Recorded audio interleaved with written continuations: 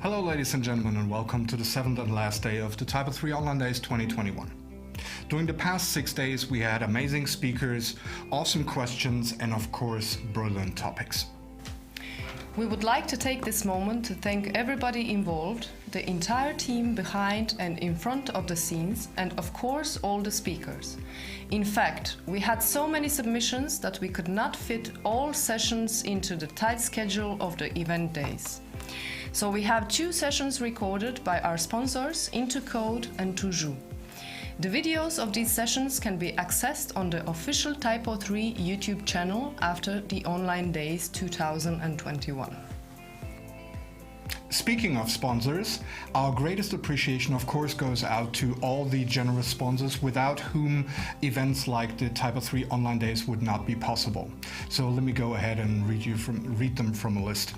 So we start with our patron sponsor Wyland, and then we go ahead with DKD, Intercode, TYPO3, Beach.de, MaxSurf, Route 360, Celum, Codapix, Full House, Markopedia, WebNeo, Der Hansen, FNX, Richard Hazer, and last but not least, Unica. Enough of the introduction. Let's start with today's program for the Product Day, which focuses on the main target groups of TYPO3: decision makers, marketers, editors and publishers, agencies as a whole, and of course developers. There will be a question and answer after each session, so be ready. But now, without further ado, we come to the first topic of today, which is going to be TYPO3 for decision makers. And our first speaker of today, who has lots of experience with making decisions, is Matthias Schreiber, CEO of TYPO3 GmbH. Let's watch.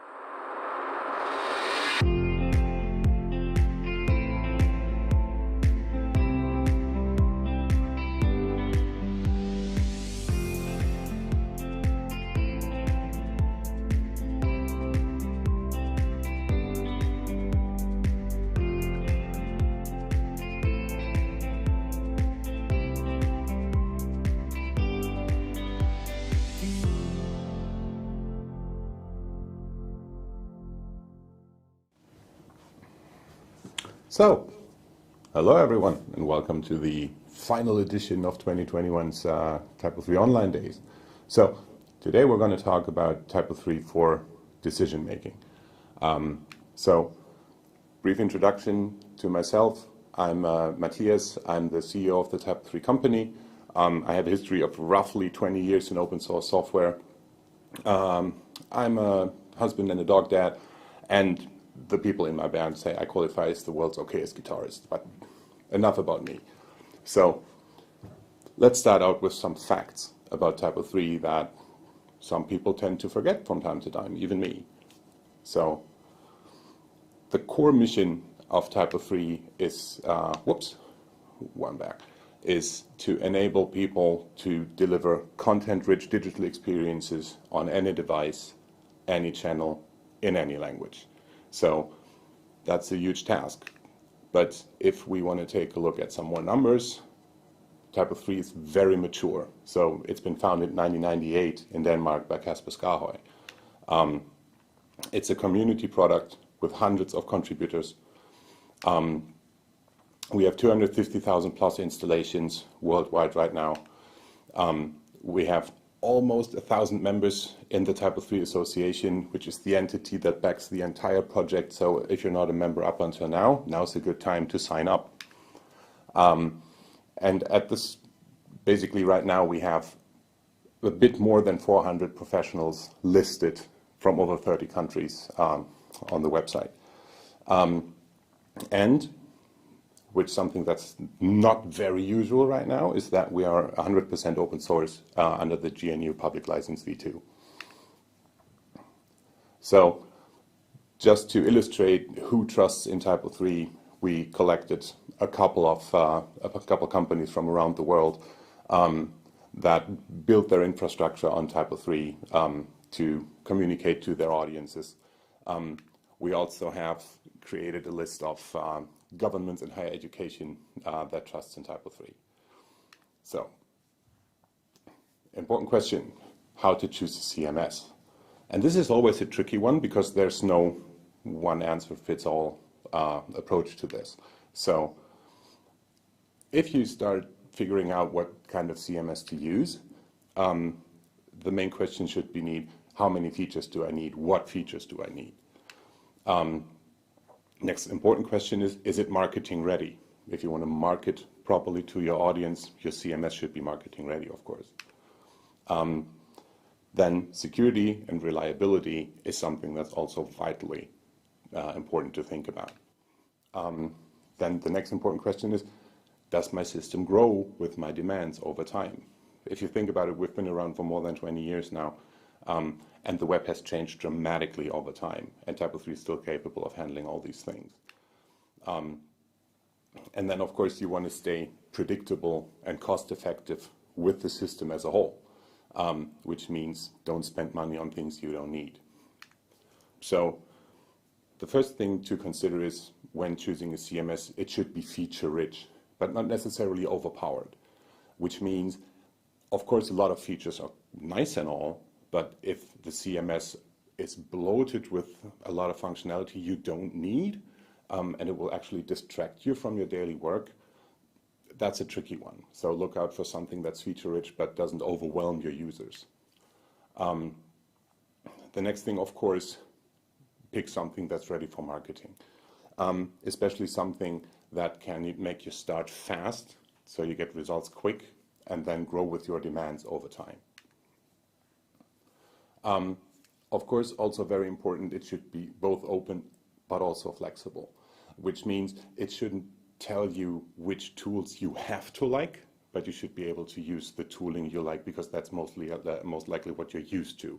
So if you have an ERP system or a CRM in place, the CMS you choose should be able to connect to that.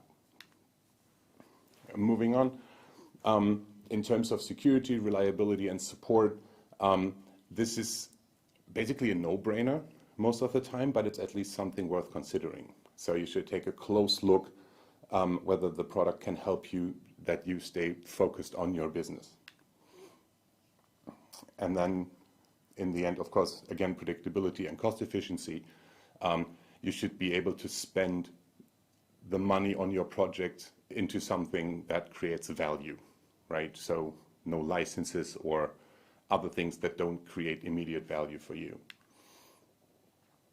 And then that's basically that part, but there's more to consider around these obvious things. So the main question is, there's open source software, there's proprietary software, then there's a lot of SaaS software. How do you decide which one to pick? So we tried to come up with an evaluation given the thing we already had. So it should be feature-rich, you should have the permission to modify, ideally. There should be existing add-ons for the software. There should be some sort of verification process. Of course, your technical infrastructure is a huge important part of this. Access to the source code might be something interesting, but doesn't necessarily have to be a very important thing. Long-term support, if you want to keep your investment, long-term support is really, really important. Ideally, you would have something like an SLA backed up by a vendor. So in case something goes wrong, which nobody hopes, but it could always happen, you should have the vendor backing you up. Same goes for legal liability. If you get sued by someone and it's not your fault, it's the system's fault, this is something that's, the legal guys will consider it. And finally, of course, pricing is a big issue. So if we take a look at the typical open source project, you can see that they're partly feature rich, depending on what you need. You do have permission to modify the source code, which is part of open source, basically. Typically, there's a lot of add-ons that extend the functionality. What's a little less common, or actually very rare, is that you have a verification process. So people who do quality assurance on certain integrations, add-ons, plugins, whatever you want to call those. Luckily, most of the time, open source projects run on common infrastructure, so you don't need specialized servers or services running on servers to get the system going for you. Of course, you have access to source code. That's the entire idea behind open source. Permission to modify, we already had that. Then long-term support for open source projects is very, very rare, unfortunately, but sometimes it's available. Vendor SLAs, typically in open source, there's not necessarily a vendor, so that's a no. Same goes for legal liability. Most open source licenses say right up front that there's no liability, no guarantee for fitness, stuff like that. And then there's the pricing issue, which basically means it depends on the license that you choose. If we take a look at proprietary software, they're very often very feature rich because they're massively driven by markets. The tricky part is that very often you cannot decide which feature you want to use and which you don't want to use. There's very, very rare occurrences where you have the permission to modify the source code, actually. Existing add-ons are not that plenty as usual. On the other hand, normally there's a verification process in place, which makes sure that only certain integrations work within the system. Very often the technical infrastructure is very special, so you need to have specific servers, specific server infrastructure to run those systems. Then long-term support is something that's very common. The vendors have a huge interest in making that happen. There's normally vendor SLAs as well as legal liability taken care of. The downside of all these arguably good things is that the cost is normally very, very high for that. And if we take a look at SaaS solutions, most of them aren't that feature rich. Basically, SaaS solutions most of the time do one thing and one thing only. Permission to modify, obviously, you can't have that because it's running on a different platform. Existing add-ons are very scarce in the SaaS world. It's very few integrations that you can actually use. On the other hand, like with proprietary solutions, there's normally a verification process for those few add-ons and modifications that you can put onto the system. In terms of technical infrastructure, there's no need for that because it's a SaaS platform. So this is something to keep in mind. It's running on somebody else's machine. They will take care of all the things. Obviously, you don't have access to the source code because otherwise you could just copy the system. Then long-term support kind of depends on how you define it. The SaaS providers have an interest in running their software for a long time. So that's a good one. Normally, all these systems are backed up with service level agreements, backing them up, legal liability, of course. Pricing is tricky because you can start very, very low on the money spending side of things, but it can grow exponentially expensive very, very quickly. So in order to decide whether you should trust a system, you should take a look at who's using a system and how are they using it. So it doesn't matter that the absolute A player uses system X, we just call it system X, for their news platform because it's only a tiny bit of the website, and as soon as things get really interesting, say merchandise, ticket sales, stuff like that, they switch to a different solution. So this is why the how is also important. Taking a look at the company behind the system that you intend to use, what do you know about the vendor? So what's the business ideas? How is it supposed to work? How do they make their money? Because in the end, everybody has to pay bills. So these are things to consider. So let's take a look at TYPO3 after all these thoughts are kept in mind. So most of the time, it's important to understand that clients don't choose the best option. They choose the option with the most best balanced risk, technically. So in terms of risk assessment, security and stability are TYPO3's top priorities. That's a statement by Benni Mack, our core lead, and you will see him later on. So in terms of what TYPO3 can do to you in terms of functionality and features, in place, there's workflows for collaborative editing, which makes it easy to stage content on the system prior to it going live. Our multi-site and multi-language workflows out of the box are best in class, hands down. So if you're running sites in multiple languages or a multi-site installation, that's basically where TYPO3 has you covered. We also include a very powerful file management, which is something that's often forgotten. Imagine you're running a website for a couple of years or maybe even a decade, and your files just pile up and stuff gets cluttered and you don't find your way around. This is where powerful file management becomes really, really important. And then, of course, we have literally hundreds of extra modules for different needs that allow you to customize the system to how you best see fit and how your business needs them.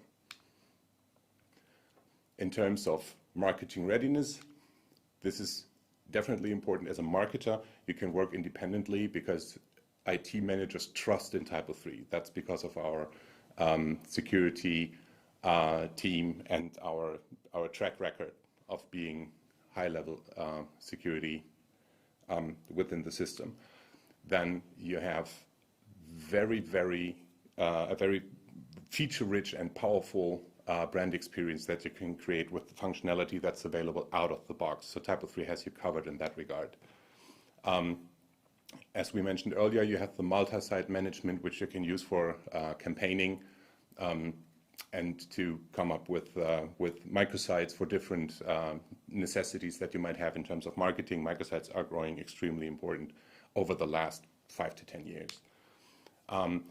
Of course, SEO is a huge topic, so we have all the necessary SEO functionality built right into core, and then there's yet more add-ons, both free and paid, or paid, you can decide that, which help you even more in creating good content.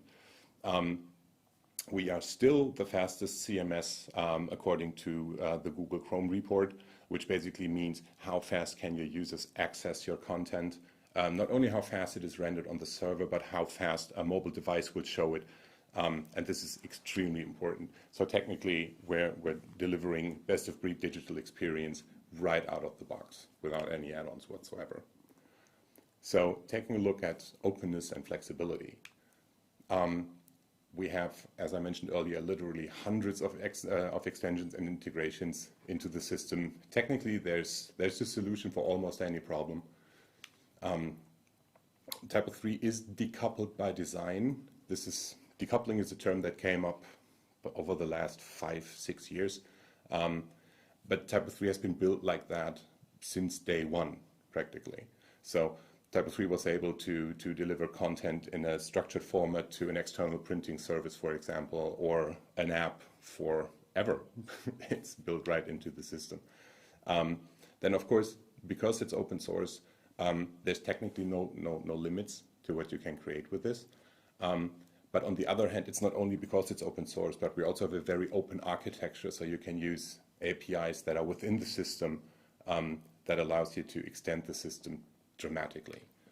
And of course, in terms of infrastructure, we're extremely flexible because we run on PHP, most likely MySQL as a database, which runs on literally any platform you choose. So you have full flexibility to integrate TYPO3 into an existing infrastructure. There's a lot of hosters out there who can support you, so that's a plus. And then there's, of course, the integration into different tools. We talked about this. We have like a small graphic right here, which shows you a ton of integrations. Maybe, thank you. Now we got it a bit bigger than before. So that works. You can see there's a ton of setups there.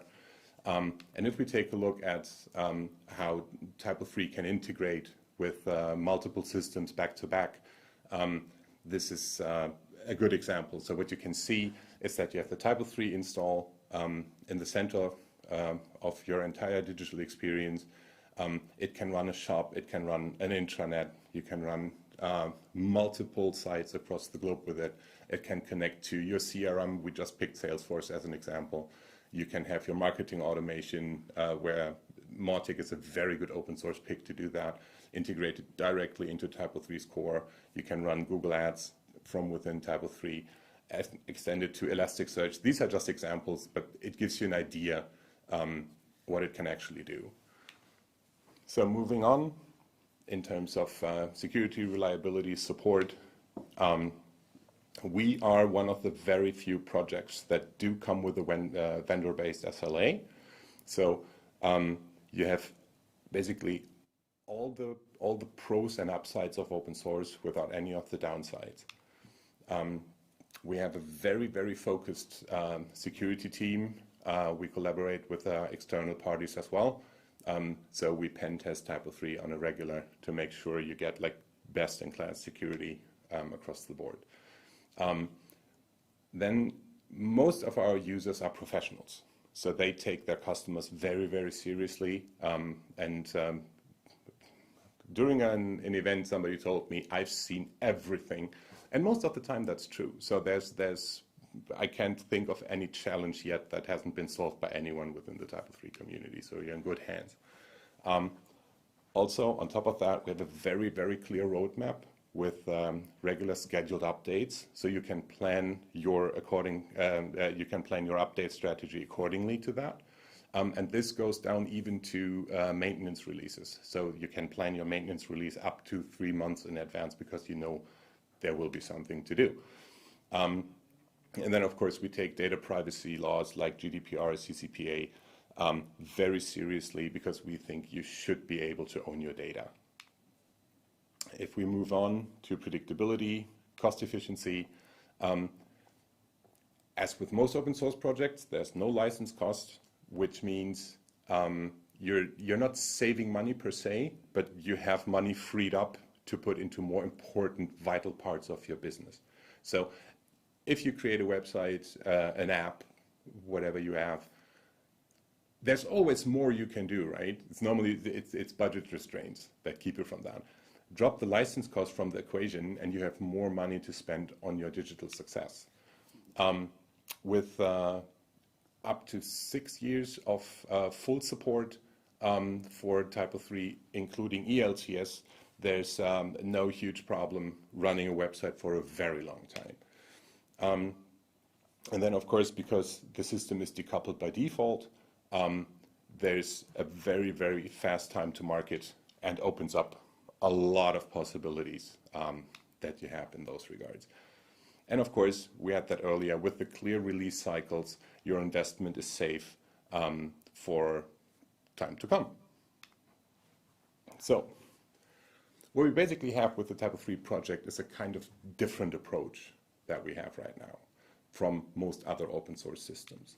So if we take a look, what we're doing is we're trying to combine the vendor-based benefits with the open source benefits.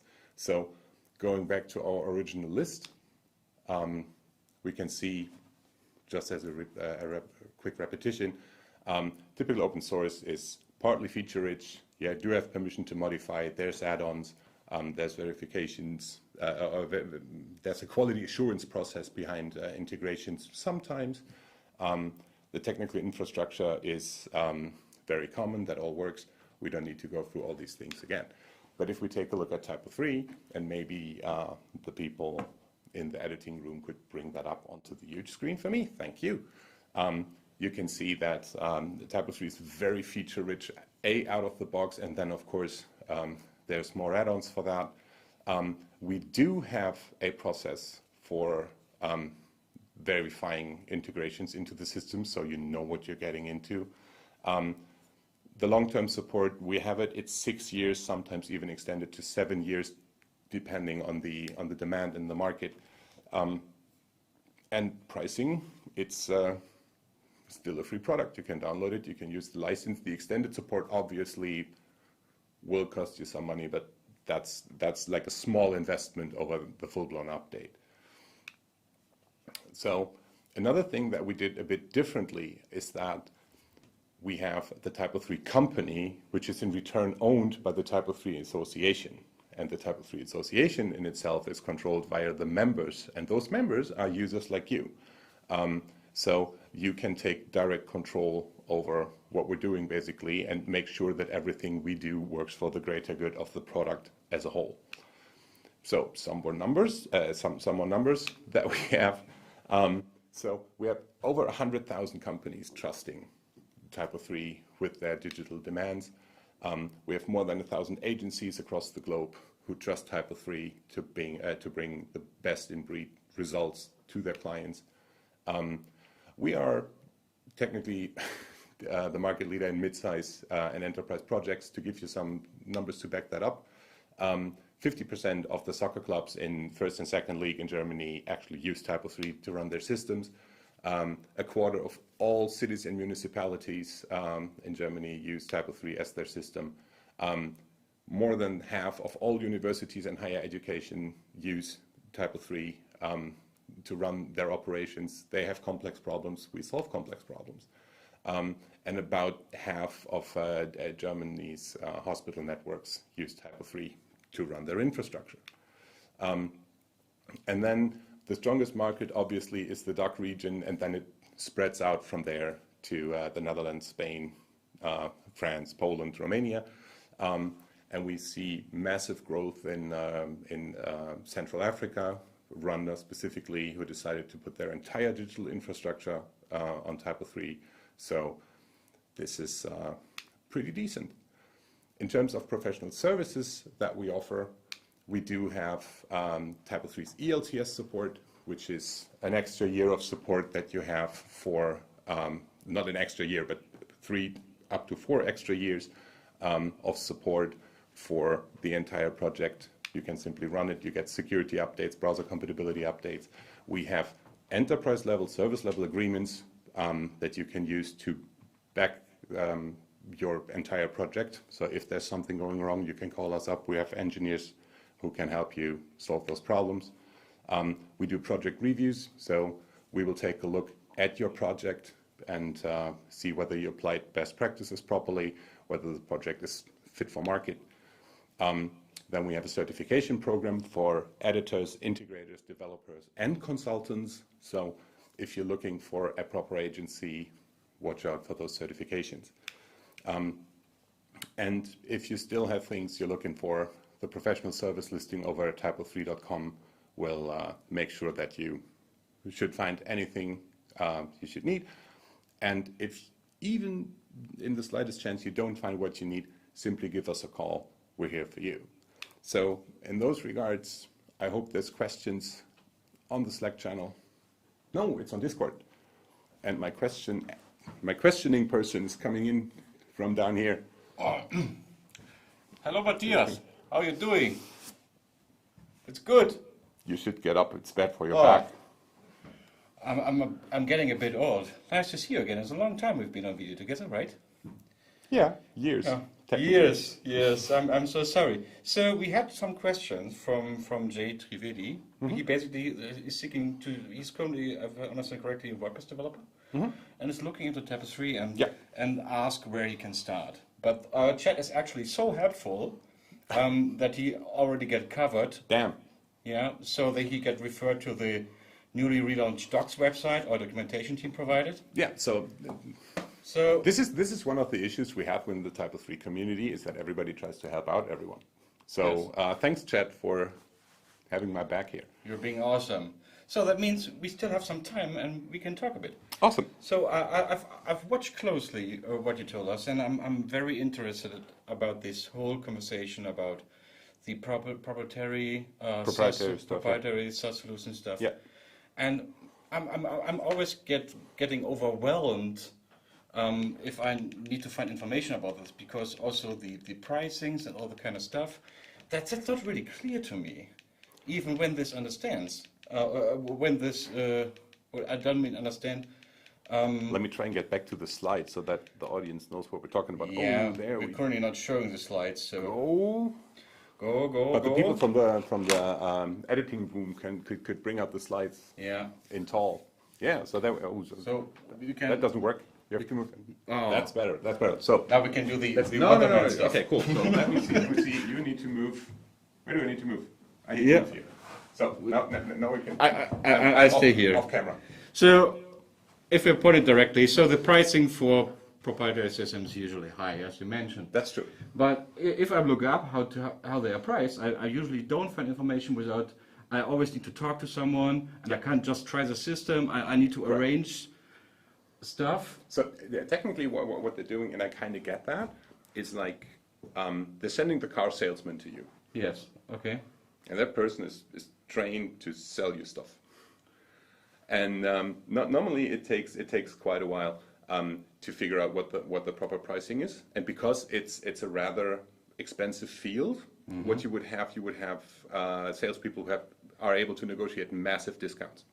Okay. So this is why normally there are no prices up on the website, because if they say, well, I can sell the license for $400,000 per year to you, and you buy it, the job's done. If you don't buy it, they can negotiate down to say 250 or something along those lines. So that's. I don't understand it. If I get the same feature set as someone else, why should he pay less and I pay more? That seems a bit unfair. Because you negotiated poorly. Yeah, but it's the same feature set. Why should I pay True. different for it? So I don't understand this. And my other problem is with SaaS solutions. I love them totally. I love them. I'm a big fan of putting out a system and don't have to care anymore. Yeah. So that's a great benefit. True. But even every time I've used SaaS solutions, I've quickly reached a point where the costs, as you mentioned, you can start really cheap. And go up exponentially. Just like, okay, I can't even afford this anymore. That's true. So, but here's the really tricky part. I think I only know of two SaaS content management solutions that actually let you take your content with you if you want to leave. oh, Other than copy pasting. So this is also something to consider. So imagine you start with some random SaaS solution, put your content in there, Yeah. and then you grow, and Yeah. then suddenly it starts getting more expensive than is Yeah. feasible. Then there's no way you can get your content out okay. other than going on your website, copy pasting it, or going into the admin module, copy pasting it. So at least ownership of content is something to consider. And So what you're basically saying, if I'm going for a SaaS solution, I also have to raise the question if I actually have ownership of my own content. at least you should make sure that you do have.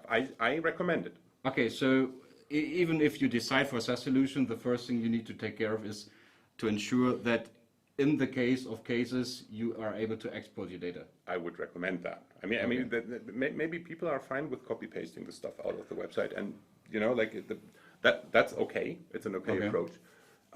But in the end, I would definitely recommend taking a close look at who owns the data. Mm-hmm. There's one huge thing, since the SaaS content management platforms are rather young. Okay. Nobody knows what happens when there's major upgrades to their infrastructure. Okay, that also means... Can you keep your content? Do you need to re-import it into the system yourself? Mm-hmm. What happens if the vendor goes down? What happens when the vendor gets bought? And suddenly somebody decides that SaaS CMS X is no longer viable from their business point of view, your website's gone. Okay. So, and I'm not saying that every SaaS solution is a shitty solution. I'm not saying they're all owning your content, but at least I recommend taking a look at that. But we have to talk about this. Yeah, absolutely. And if I need to decide for a system, I'm at least need to be aware of what could happen. Yeah. Yeah, and that's quite a lot, as you already shown to us, what we need to consider before even picking a system at all. True. Yeah. And these are the things that normally are forgotten behind the shiny, hey, these are the features, and look, it's super easy, and it's super decoupled, and it's hype, and it's fresh, and it's new. You go like, yeah, so where's the catch? Okay. And don't get me wrong, with every solution, there's a catch. Yeah. If we take open source, for example, so I'm still in preference of open source. I don't know, take any system you want. I prefer the proprietary and SaaS solutions. That is my personal opinion on this. Yeah. Even I like some SaaS solutions. Yeah, absolutely. Because I develop code and I like GitHub Actions, and I don't want to run this on my own hardware. I mean, technically speaking, YouTube is a great SaaS solution. Yeah. For video editing. Yeah. And, or not editing, but like providing video to Yeah. tons of people. So that arguably it's a SaaS solution too. And it does its job well. It does have its issues, sure. Yeah, but I can download my videos if I need. Can you? Yeah, I'm sure. I don't know. We have it in the server room. We're in the server room. Yeah, that's good for us. Maybe the crew can just remove this so that we can see it. Yeah, better. Better. Yeah, so that seems that, but sometimes I really need these solutions because I already got a specialized CRM or whatever. And if I can integrate it into TYPO3 and I can take ownership of my own data, so that's a great benefit, right? Absolutely. Yeah, but I also understand that open source is not free because you can't. It's free as in you get a free kitten, Yeah. right? You go to the shelter, pick up a kitten. Yeah. It's gonna cost you money eventually. You have Yeah. to buy food. You have to take it to the vet. These are things, but this is what you have to do with the kitten from the shelter. Same as with a kitten that you buy off some breeder. Yeah, but I can take the decision if I give my I have cats. Sorry, I'm a cat owner, not a dog person here. I can decide to give my cat good food, True. for example. Absolutely. Yeah? And I know that I need to take care of it, Yeah. like every system, and this eventually costs money. And this might sound a bit mean, but technically the cat will last longer with better food. Yes. So as you treat your system, the longer they will last, probably. Yeah. Very true. Very true. Very true. I'm currently thinking about if I put food in the bowls this morning. I hope I did. Oh boy. If not, sorry, Well, my cats. Sorry, my cats. In that case, thanks for listening to us speak. We will have Benji ride home and feed the cats, so they last longer. And yeah, stay tuned for the next talk and see you next time.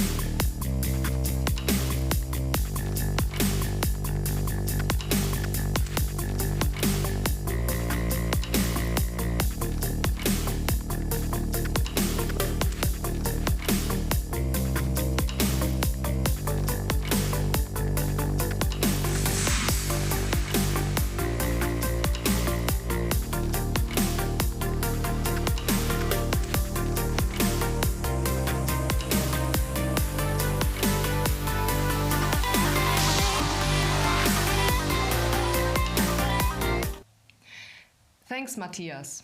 I suppose you turned some heads with this one. Decisions alone do not guarantee success. Marketing is a big part of any successful strategy, especially in today's ever-expanding market of marketing software. This, of course, leads us to our next topic, TYPO3 for marketers. Which of course also brings us to our next speaker, who's Luisa Fassbender. She's a project manager during the day and the lead of the TYPO3 marketing team by night. She's been working with TYPO3 and closely involved in its community since 2015, and her session will be about why TYPO3 is the ideal system and ideal CMS from a marketer's perspective. Let's walk.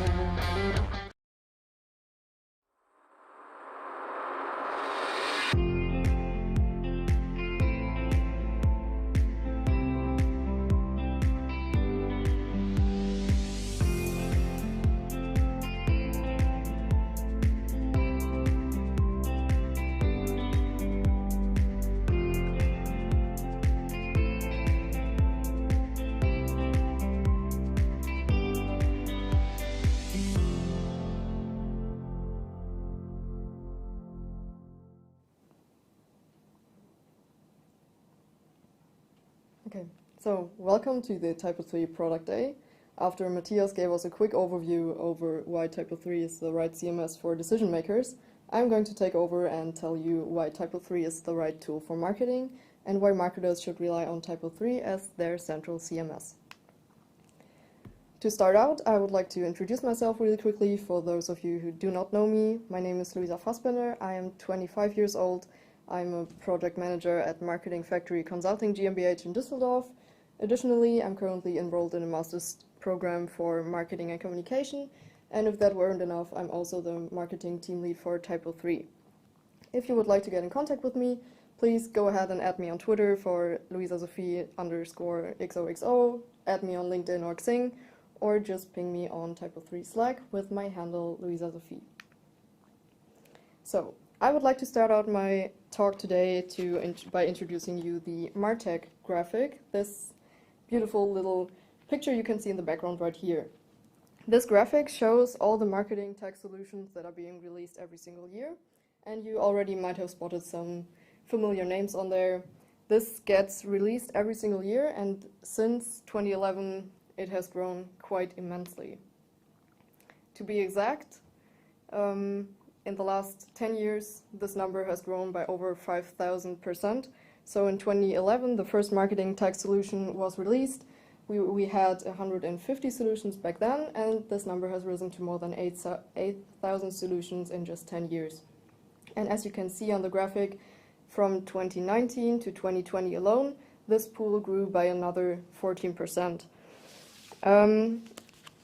This shows us that the number of tools and solutions coming out every single week is growing day by day, and this also increases the need for integrations into existing CMSs, and also it also highlights the importance of a reliable central CMS, which enables you to actually integrate all of the tools you need.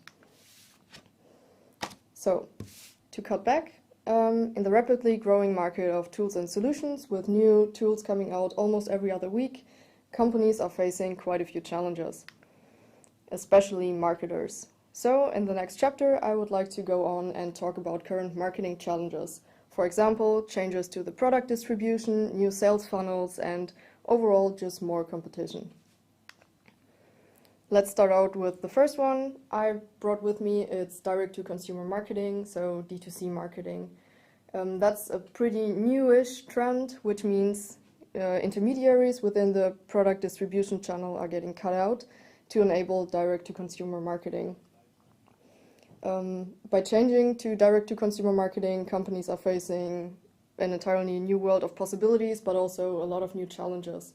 For example, companies need to adapt to changed customer habits, deal with increased competition, advertise successfully, and secure stable growth, as well as personalize touchpoints throughout the entire sales funnel to be able to actually target their customers where they are. Number 2, multi- and omni-channel distribution. Due to the ongoing process of digital transformation, there isn't such thing as the sales channel anymore. That also cuts back to the marketing tag graphic I showed with new tools and solutions popping up. You also need to distribute your products on new channels in order to be able to keep up with today's market. So companies need to distribute their content on multiple platforms and that as efficient as possible, enrich their existing content with various additions, and reach and engage their customers at any of the touchpoints in order to be able to succeed at today's market.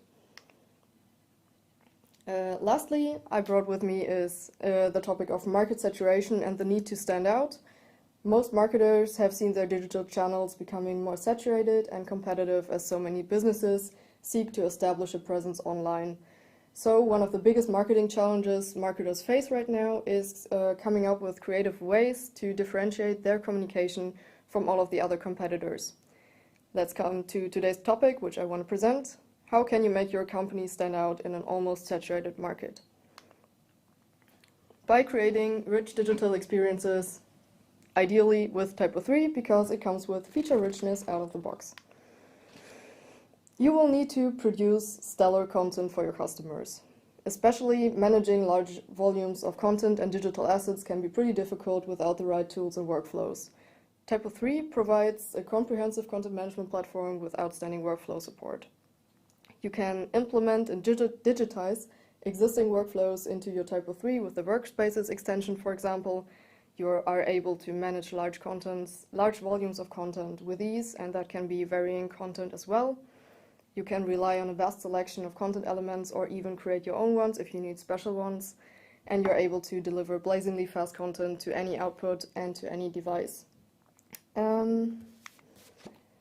Also, you will be able to deliver extensive brand experiences because just having a branding today doesn't help anymore and isn't enough anymore. But not only content-based applications can benefit from using TYPO3, but any application you run can benefit from enriching your content with content from your CMS. You can, for example, create fully and seamlessly integrated e-commerce platforms with full personalization capabilities.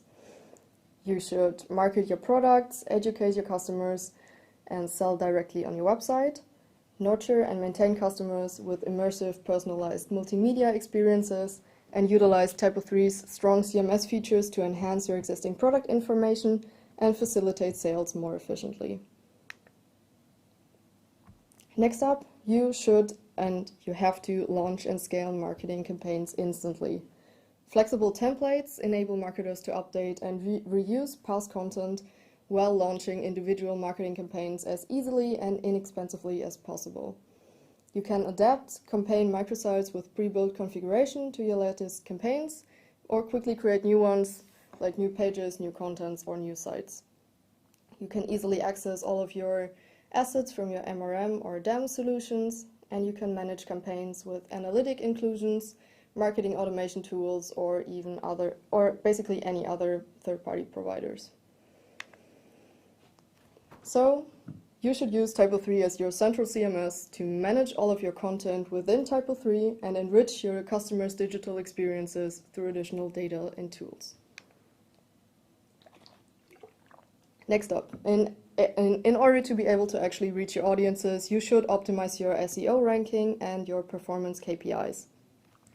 As I said before, with the rising number of competitors and therefore increasing market saturation, is especially important to be able to be found online and also to make it as easy as possible for your customers to access your brand or your brand experience. You should rely on TYPO3's built-in core SEO features to improve your search ranking or extend them with the popular Yoast extension, for example. Also, you should forget slow loading times because TYPO3 enables blazingly fast content on basically any output. And you can access all of your analytics directly in the TYPO3 backend via individually made dashboards. Next, in order to actually reach your customers, you need to grab them where they are. This means you need to deliver accessible content to the right audiences on any channel, any device, and in any language. With TYPO3, you're able to gather leads and make connections via endless custom forms options, personalizations, and back-office marketing integrations and extensions. You're able to engage more meaningfully with your end users by actually gathering information you need to know and they need to know. And you can personalize your contact and make your customers feel heard and seen. But TYPO3 can be more than just a CMS. By expanding TYPO3 through seamless integrations, which can be basically anything, you can extend the features to make TYPO3 anything you want. You can integrate anything from PIM systems to ERPs, CRMs, cloud solutions, DEM systems, e-commerce platforms, payment providers, HR, marketing, you name it. We're going to get into a graphic showing all of the possibilities next. But basically, TYPO3 enables an easy integration with any other enterprise marketing or middleware systems thanks to the open API approach. So if you could set me in front of this graphic, that would be awesome. Okay, well, that's the wrong. It's not good. Let's just leave it like that. That works for me. Perfect. TYPO3 works together with all of the tools you love. You might spot some familiar names on there. It's nicely categorized into different approaches. You, for example, have the home marketing and sales tools, which include Mautic, Yoast, whatever, go to Google Analytics.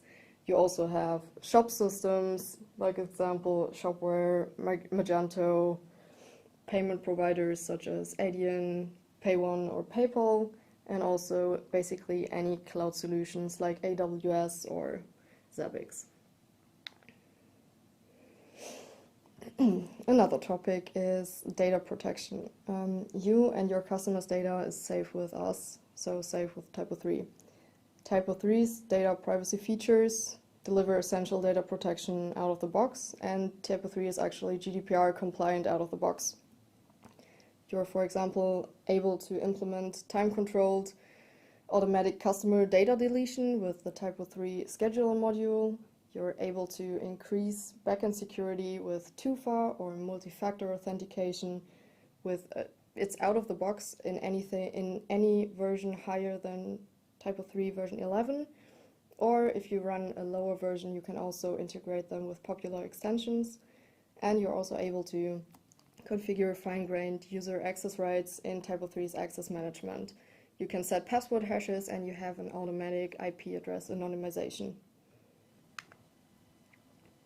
But let's come to the actual interesting part. With TYPO3, you basically have endless possibilities. You're able to divert your content into almost any application, so you don't just have to think about TYPO3 as being a CMS that provides content in terms of like a corporate website. It can be basically anything else as well. So I just brought a couple of possible applications for you today. For example, your company wants to enable their customers to be able to choose the right product for their use case right in the local market. So you can use TYPO3 as your CMS, manage all of your content in there, and just divert it into a fancily branded POS system in the market.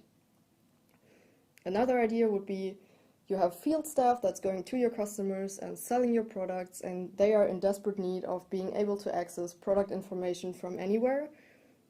You don't have to worry about that. You can build a sleek, progressive web app and let them access the information they need from everywhere.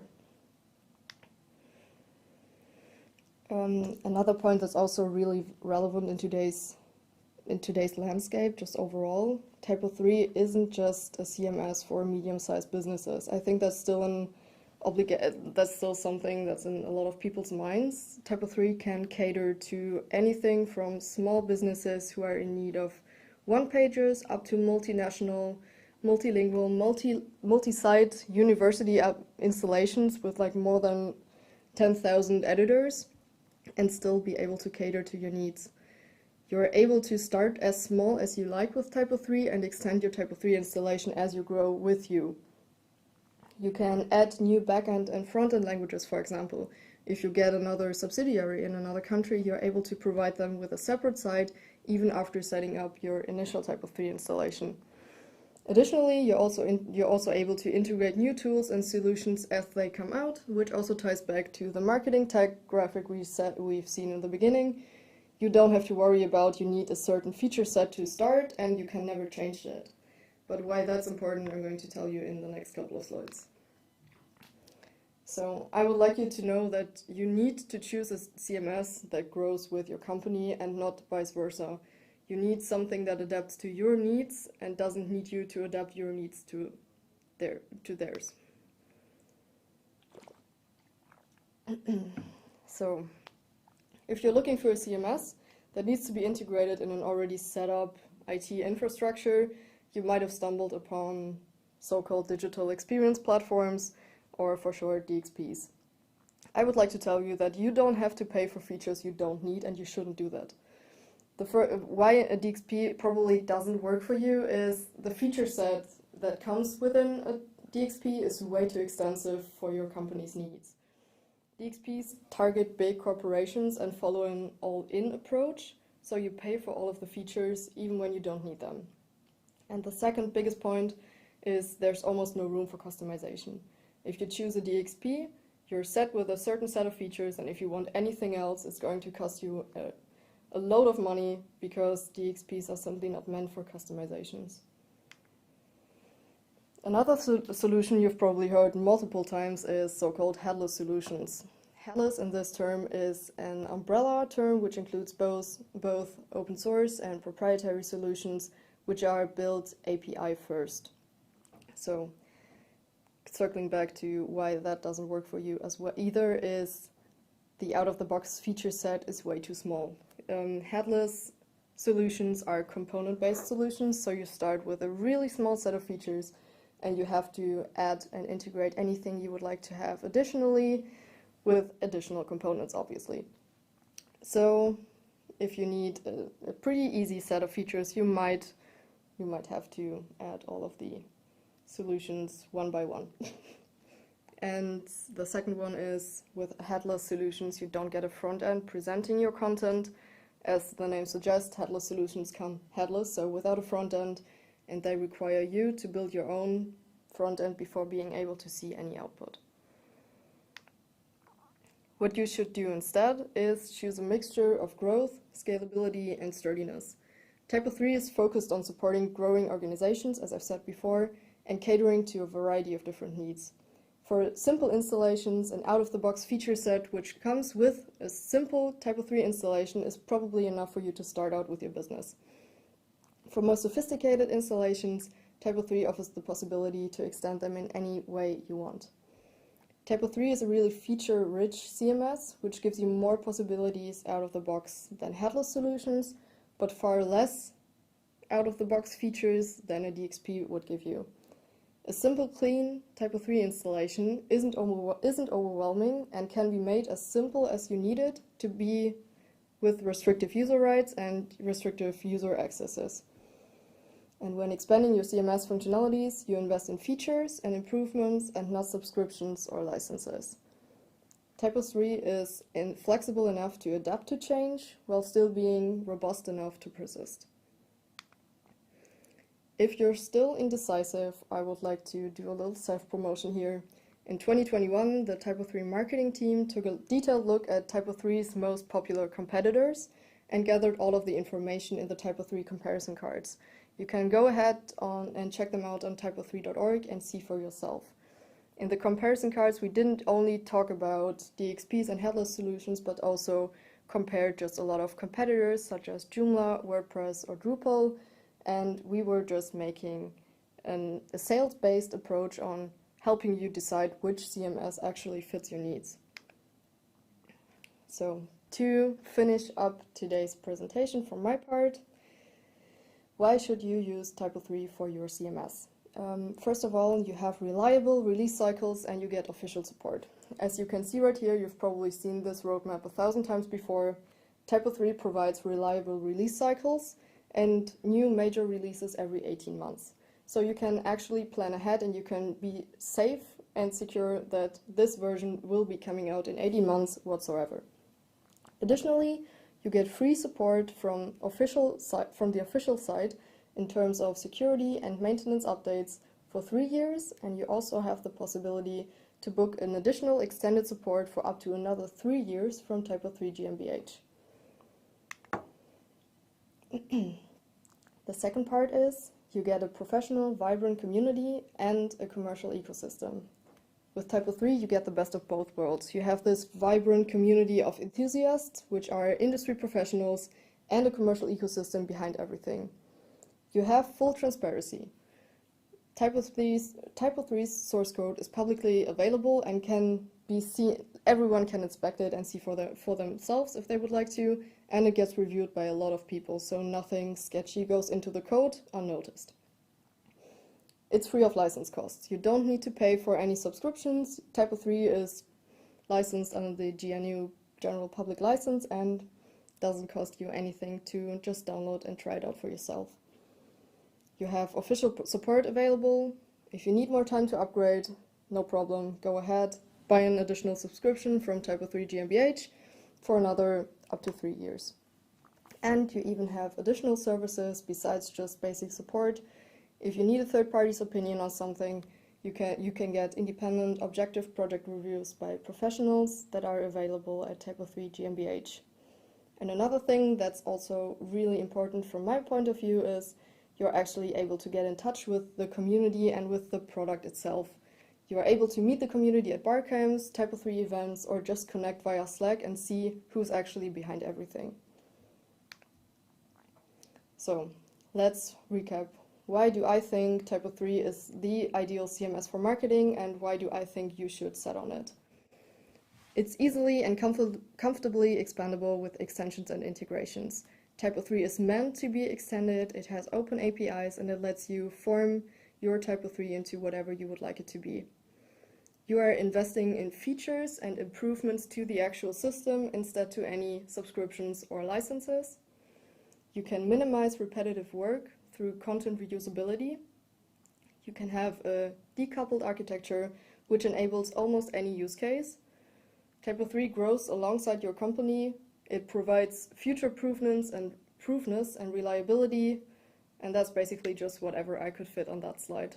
So thank you for your attention. Let me know your thoughts in the chat, and thank you for letting me be here.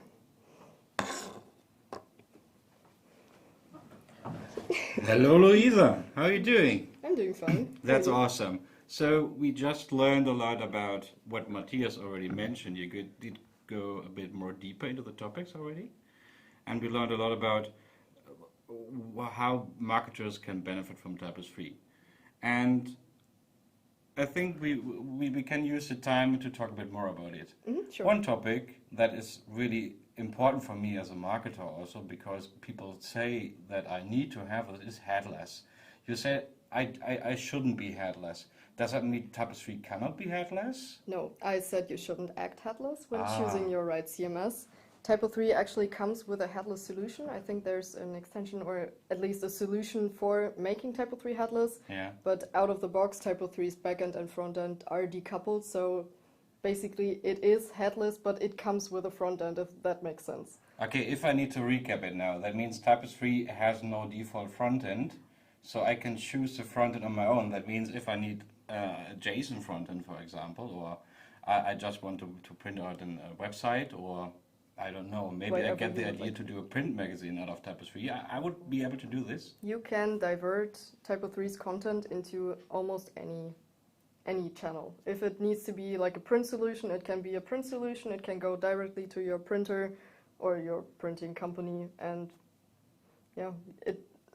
So I don't have any limits. So I don't think you have any limits when it comes to diverting out your content into any channels. No. Okay, that means I don't know if technology XYZ comes out tomorrow. So TYPO3 is not like a fixed system I could buy on the market, like limited to its current feature set. So I could basically just add it to myself if I would need it, or ask one of our professional agencies or service providers to help me with this. Yeah, basically that's what I was trying to say when I showed the graphic of the different solutions which already come with TYPO3. TYPO3 is meant to be extended and expanded into any way, and it's also meant for change. So if you have this marketing tech stack that's growing yearly, you should be able to cater to your needs. If you need one of those new systems, you should be able to integrate really easily without a headache or like a massive amount of money to do that. And you can do that with TYPO3 because that's the idea behind TYPO3. Okay, and you said basically that I should not overpay stuff for I don't need. Exactly. So you say every money the client puts into his TYPO3 project is actually valuable. Yeah, because as I said, for DXPs, you pay for the whole set. You pay for a big corporation that's behind everything, a big corporation that's bringing you this set feature set, and if you need anything else, you're basically screwed because you probably cannot do it, or it will cost you a shit ton of money. Okay, so but I don't like to reinvent the wheel every time. So are there already existing solutions? You talked about integrations that are existing. Can I find them somewhere? Or? Yeah, you can. TYPO3 comes with, like, I don't know how many. I don't know how many. I was told to go more into the middle, so. Okay, sorry. TYPO3 comes with this extension repository where you can find. I think there were like more than 10,000 extensions last time I checked. Okay, that's a lot. But basically, I'm pretty sure most use cases, someone has already taken some time and programmed something that works for TYPO3. But I guess not all of these are public, right? So there are basically 10,000 of extensions existing in the agency universe, but they're probably not all on the public TYPO3 stuff, right? Yes, they are. I think like 99 or 98% of extensions are actually free of use, and they are being provided by the community because they've seen the need for something and they did something. They created something which could help more people, and that's the whole idea behind TYPO3. Like TYPO3's slogan is inspiring people to share, and that's the exact approach that we're doing with integrations and extensions. So that means even if you're an agency, you're not alone. So you got other agencies to accompany you, and basically you develop together, share costs about multiple clients. So me as a client has to pay less for the same solution because there's probably 30 other customers who also need it. Okay. Yeah. So this is a good way to also get more out of my money I put into. Yeah, you're investing your money into features or improvements to the actual system instead of paying for some license to a system that you cannot customize for your own needs. Okay, that sounds really, really cool. I like this approach a lot. So, I not got a basic overview. Can you tell me where I can find more information about how TYPO3 could help me? I'm pretty sure you could go to the newly relaunched TYPO3.com website where you can find all of the solutions for different verticals, for different use cases. You can find a variety of already made case studies which show you how diverse TYPO3 can be. So imagine I'm a government, for example, and if I would now go to the TYPO3.com website, so would that help me make a decision? Or tell me how other governments using it, or I don't know, if I'm a sports club or something else? I don't know if it could help you make a decision, but it could be a good starting point, I think. Okay. I think the government of Quebec is actually their government website is based on TYPO3, if I remember correctly. We've got these huge publishing companies like Tixine. Okay. So I think there's a use case for basically... I've also seen the Republic of Rwanda. Yeah. Is basically now on TYPO3. That's a good. Yeah, so it's not only Central Europe, So we're expanding a bit. It used to be mainly in the DACH region, so Yeah. mainly like the middle of Europe. But I think with the ongoing efforts of like Babes Got Bytes and Daniel with South Africa, there's a lot of new countries coming to TYPO3. And I think, for example, Paul Hansen is also doing a great job trying to establish TYPO3 more in the American market as well. Okay. Can you tell us why it's so centric in Europe currently? Have you an idea where this is coming from? I think that stems from the fact that most agencies are just based in Germany, and it has, like, I know TYPO3 is known to be like a German-speaking community, Yeah. even though it's not, or not anymore. But I don't really know where these objections come from. I've heard a story once that was, well, the DACH region, someone told me that the DACH region is really special, and it always had the problem to deal with multiple languages.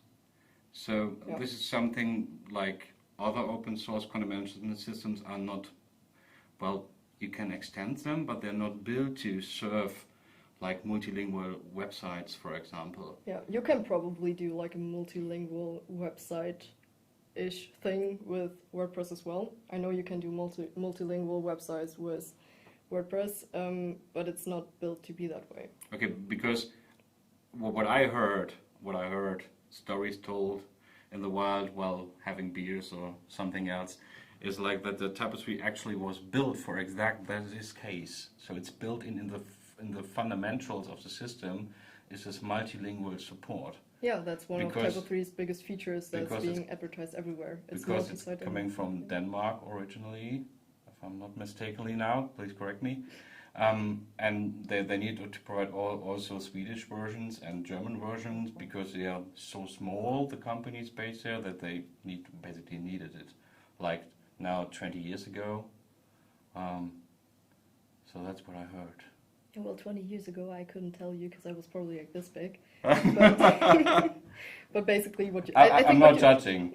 I'm not That's judging. fine. Yeah. Basically, I think what you're trying to say is like one of TYPO3's core features is being multilingual and multi-site, and it makes translating or localizing content really easy. What does mean multi-site for me as marketer? Yeah, for example, multi-site could mean you have this basic TYPO3 installation Yeah. with your page tree, with your corporate website. Yeah. And if you're going to like a fair or something and you need an event page for that, or a microsite or a campaign site, you can just easily set it up within the same TYPO3. Like you're able to actually grab the same assets that are already in the system, but you can manage it completely free from the So if I expenses. now need a landing page, let's say we're having a company and we're going to do Mexico next week. So do I need to call my agency or can I do it on my own? You can do it on your own. Ah, Except for if you want like a fancy design or something, but if you want to keep the Mexico side in your corporate language or in your CI, you can just go ahead and do it in the page tree by yourself. You can add a new landing page, add all of the content by yourself, and publish it whenever you're ready. okay. And the big question from you as marketer, how much do I have to pay for this? For the campaign side, Yeah. nothing. Because you can do it by yourself. Your agency should enable you to be able to do this by yourself. But I think most agencies run that approach. If you need a new microsite, you can do that without any additional costs. But I understand that TYPO3 is free of charge and I don't have to pay for it. But I need another server, right? And someone needs to put a copy of my website on that server. I think you can already also run it as the cloud servers. And a cloud server? I think so. Correct me if I'm wrong. I don't know. I'm asking questions. I'm trying to answer them.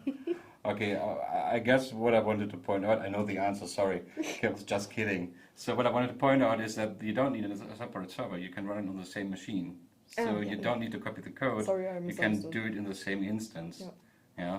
That also means Matthias talked about, for example, ELTS, that's our extended support we have, where we charge an additional fee if you need more than the 3 years you already get free from the community, where all the bug fixes and security fixes are included, and we add an additional 3 years of support on top of this. But it's also only paid per instance. Yeah, So if that you means have all of your campaign sites within your TYPO3 installation, yes. that also applies to those. If you have, for example, a customer that has 29 websites or sites configured in this TYPO3 system, he pays the fee once because it's only one instance. Exactly. Yeah, and also development machines and local machines are not included, so you just pay for what you have on production. Yeah. So, what should I do now? I need to go to the new TYPO3.com website. Yeah. Have a look at the industry verticals and use cases, check the case studies attached to it. If you're still struggling to find the right CMS, you can go ahead and check out the comparison cards. The comparison cards on typo3.org. Exactly. Yeah. And if I now want to have a good agency that wants to work with me, I could also check the professional service listing on typo3.com, right? Yeah, exactly. So that sounds like a plan. Yeah. Sounds good to me. So everyone, thanks for your time. I guess we can wrap it up now. Thanks for your questions. No problem, no problem. It was a pleasure meeting you again, always. We're always happy when you're here. So, and then till in 15 minutes, 10 minutes, 5 minutes? I think in 15 minutes, Matthias Bodlesniak is going to talk about TYPO3 for editors. Oh! That should be interesting as well. So we're seeing the system and someone actually doing something now shows me how it works? Yeah. That's cool, that's cool. Then, everyone, bye-bye. See you later.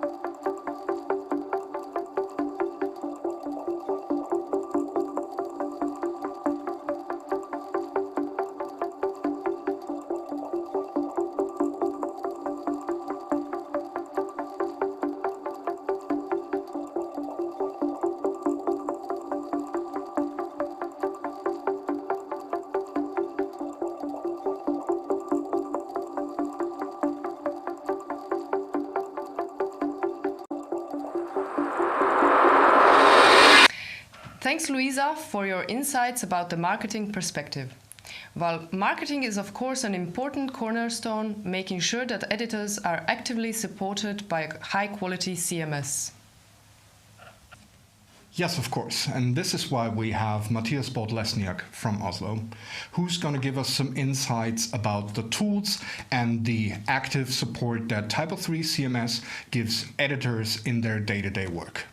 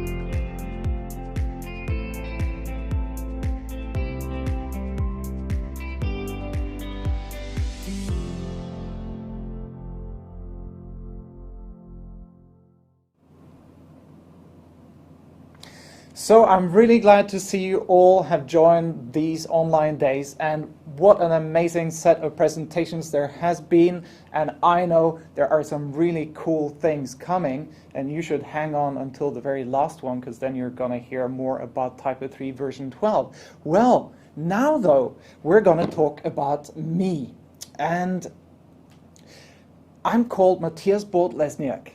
And I'm going to talk to you now for the next half an hour about TYPO3 for editors and publishers. But we have to talk about me first. And I am Matthias Bolt-Lesniak. I live outside of Oslo in Norway. And there I have a wife and I have 2 wonderful kids. In addition to that, I have been working with TYPO3 since 2003. You can listen to a wonderful podcast, the application podcast, you find it on typo3.org, about me and how I went and discovered TYPO3 and crashed my first TYPO3 installation. But I've survived really well in the TYPO3 community. It's a great community, and right now I'm also a TYPO3 Association board member. And when I'm not doing that, I also work for Pixelant, which is a Scandinavian TYPO3 agency based in Malmö in Sweden. So I'm the Norwegian office. Well, anyway, enough about me. Now a little bit about TYPO3 for editors and publishers. In order to really talk about that, we first need to ask the question, who are these editors? What is a publisher? The answer is really pretty simple. An editor and a publisher are people who add, maintain, and curate content on a website using a content management system. Or, in other words, it's the people we made TYPO3 for. The real people who are using the content management system. So, if you imagine there are lots of developers in the TYPO3 community, well, you don't make a video game for video game developers. You make it for the players. And these are the real players, the people who really use TYPO3 for what it's made for. Talking about content. Content works in a very, very special way on the web. It's not like reading a book. The content has to be laid out in a very special way so that it can work for the website user.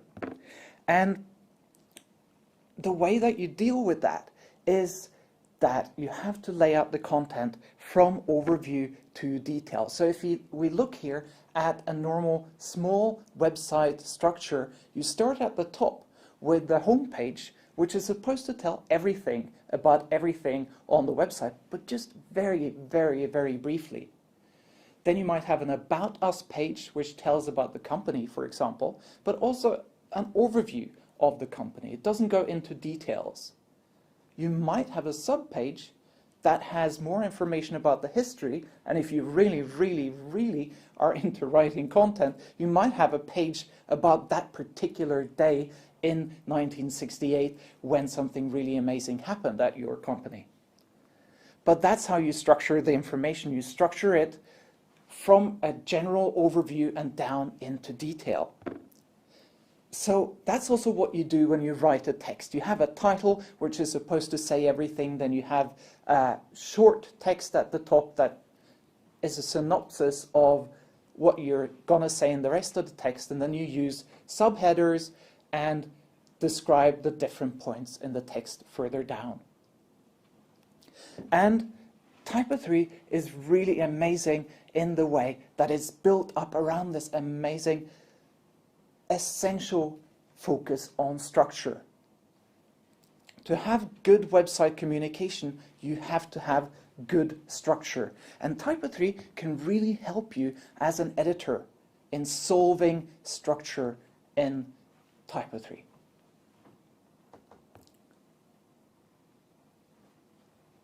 Now, let's look at how TYPO3 works. One of the really central parts of TYPO3 is the page tree.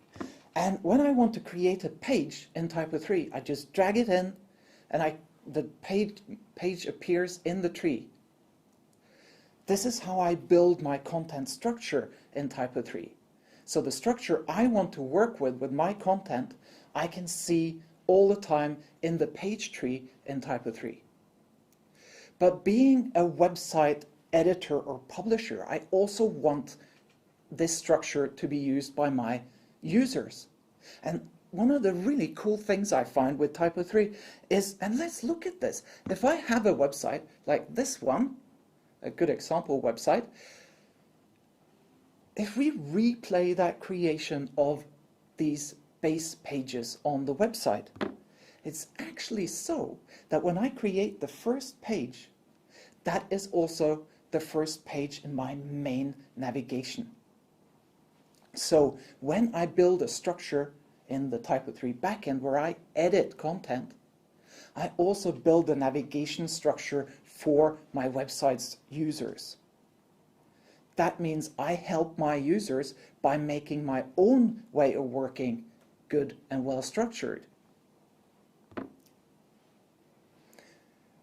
Now I can also make sub-pages that are underneath another page in the page tree.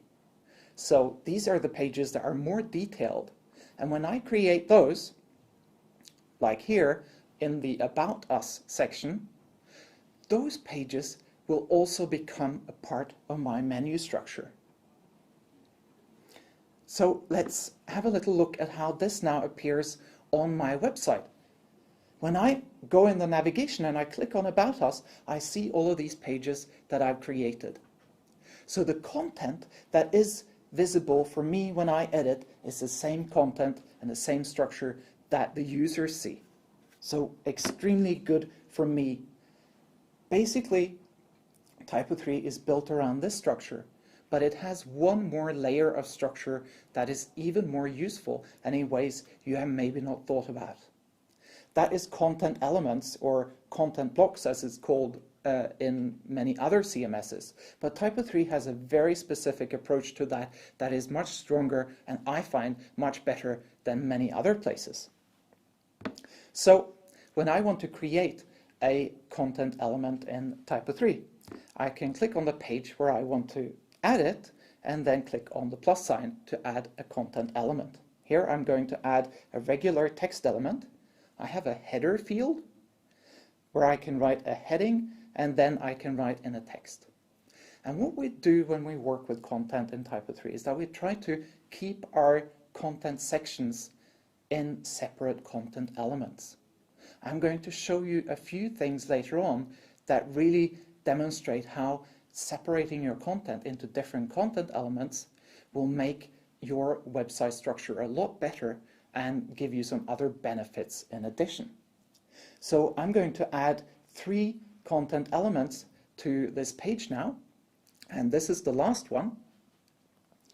Of course, happy people make happy things, and I think TYPO3 is a very happy product.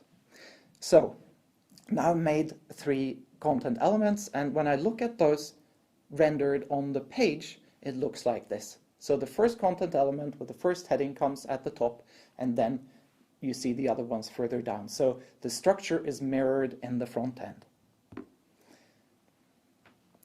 The good thing about this is firstly that it helps your visitor. By you being structured, you help the visitor understand the structure on the website. The second thing is that it helps you keep good SEO. By defining clearly what is a heading, you also help the search engines understand what information is important on your website, which means your website will come much higher up in search results. It is also really good for performance, especially on larger websites. You can also reuse the content by reusing the content elements on different pages.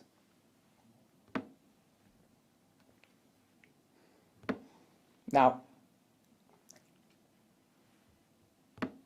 there we go. One of the things I can do is that I can create a section menu. Because I have these different content elements on my page, TYPO3 can automatically pick out all of the headings that I have in the heading fields and create a table of contents for me. That's one way that using content elements will help you get other benefits than just content from your website. Now, so we've looked at this. It helps the visitor.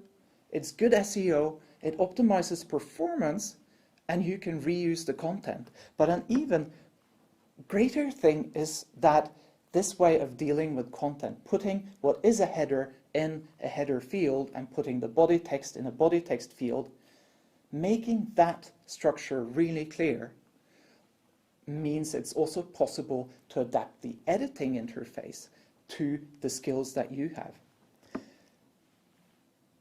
You might have seen the form that we were adding content into, and it looked a bit like this.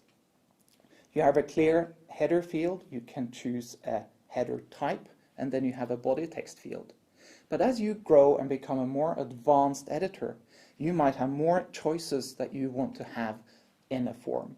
So in TYPO3, you can expand this editing form or ask the administrator of the website to give you more opportunities to choose more things about how to configure how the content is going to look.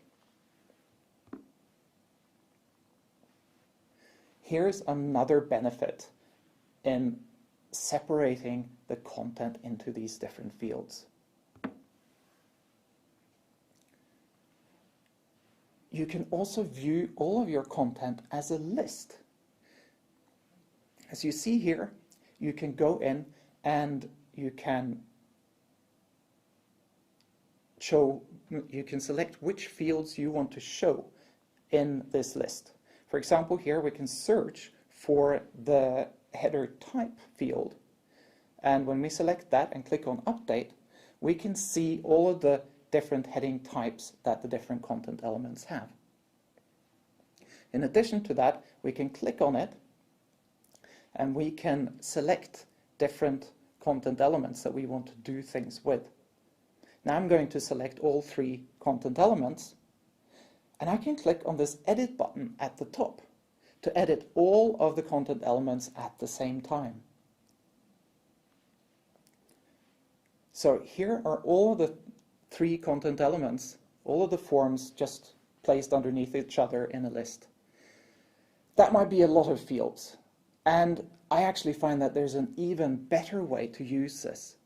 I can choose that I want to edit only one field, for example the header, and it's great if you have a page with a lot of content where you need to do some small adjustments. You can do that to all of the fields of the same type, and look how that looks. Very, very quick to make edits to the same type of content.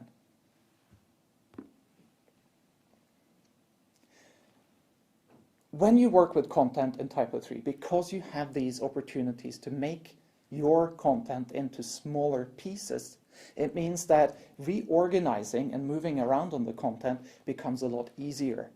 Making a change is something that you can do to one item instead of going in and copying and pasting. So let's look at how you do that in the simplest way. You can take any content element and just drag it to another position on the page.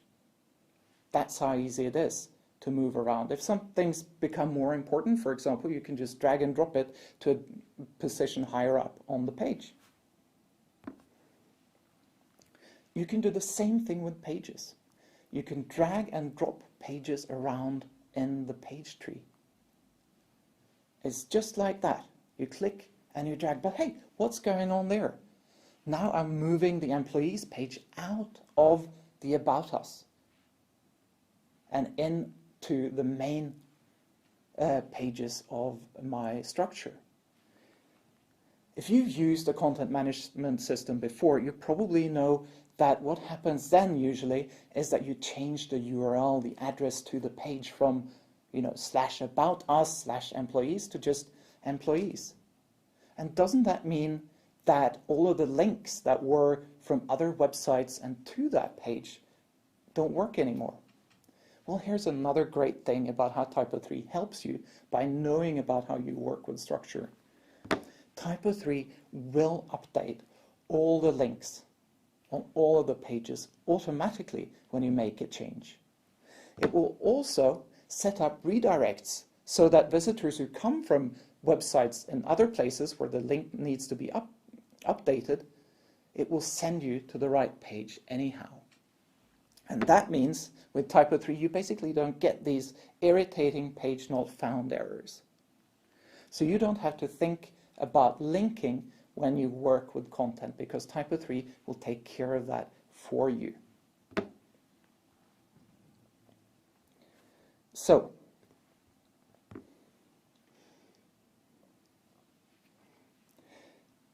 this layout that we had here, it might look quite boring.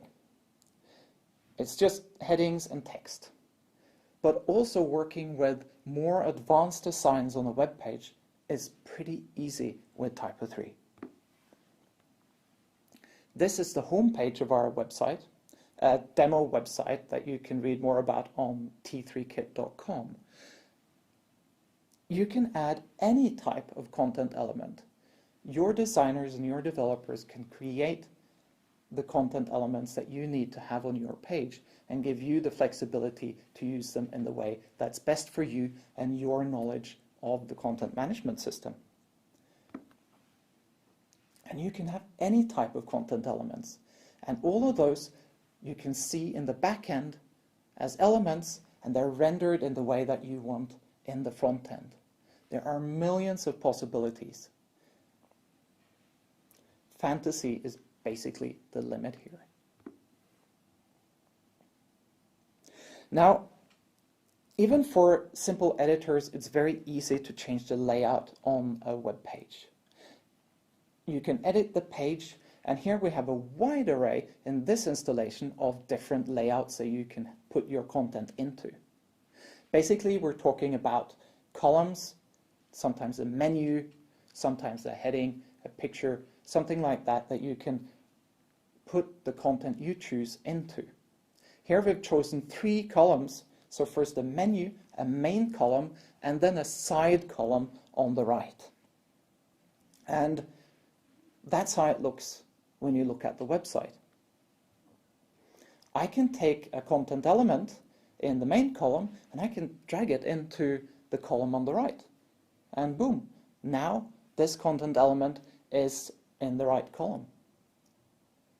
So that means you can change around on the layout of the page, and it's very quick and easy to move around on the content and place it in the columns where you feel it's right for you. Another thing that there is a lot of talk about is digital asset management. That is in some way a fancy word for files and images, but it is also a bit more. It is about information about those files and images and how those are managed by the CMS or the digital asset management system. So let's look at this page that we're building here. I find that my content element here is still a bit boring. It's got columns, but I would like to add some color.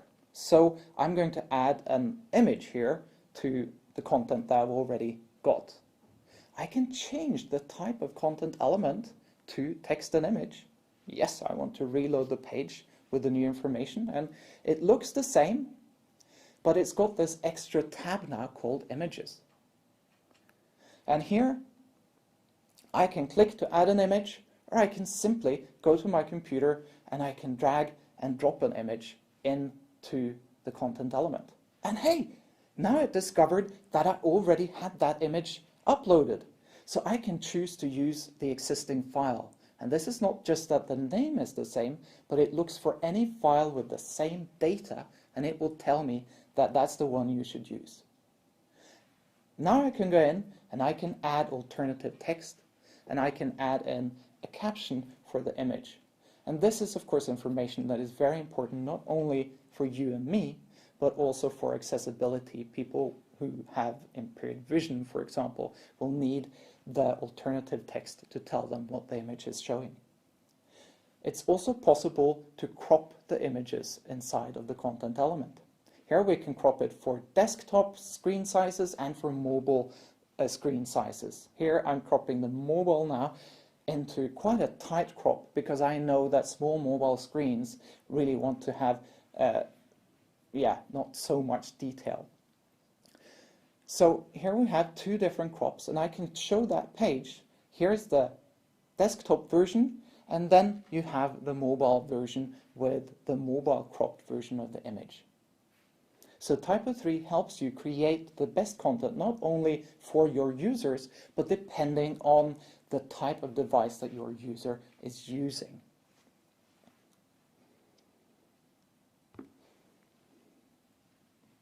So, where do these files end up? Well, these files, oops, we went a bit far there. Those files end up in the file list, where you can organize all of your files and, if you want to, upload all of your different media assets. Each media asset here has the same fields as you saw earlier. You can add a description or a caption or an alternative text. So you can upload all of your images and add in the alternative text into the file directly. And let's see what happens if I go back now to this content element that I had with the image. I can uncheck this checkbox, and that means that it will automatically take the default text that I wrote in the file list. So if you're afraid that you will forget to write an alternative text and create consternation for people who are visually impaired, you can add it to all of the images that you have once, and then it will automatically be added to any image that you add to a content element on a page.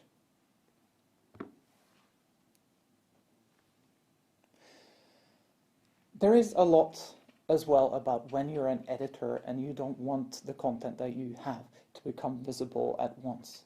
TYPO3 has a number of different ways, and I'm going to show you a couple for how to keep information hidden until it's time to publish it.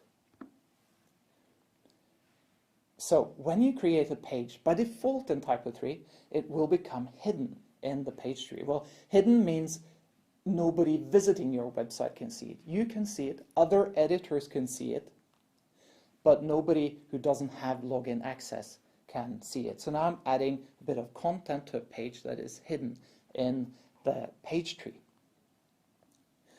And working with a hidden page for me, because I can see it as an editor, is just like working with a page that's already published.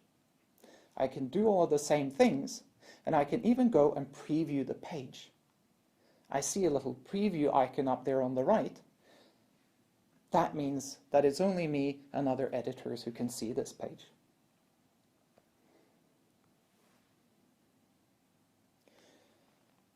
Now let's say I'm really satisfied with my web page, and this homepage looks really great, but soon it's New Year's, and I would like to give all of my visitors a really great New Year's thank you. But the problem is I would like that to be published on New Year's Eve, exactly when the bells ring, at midnight. And I'm going to drink champagne and have fun then, so I don't want to sit there and publish content then. Well, luckily, TYPO3 gives you the possibility to go through the structure here and find this element with the nice picture. And I can go and say that this content, well, I like it for every day, except I want to see something else at New Year's. So I can click on the Access tab here and say that this content expires at midnight on New Year's Eve, or, well, basically the 1st of January 2022. And if I save this, the content element will still be there, but it says that it stops on a certain date.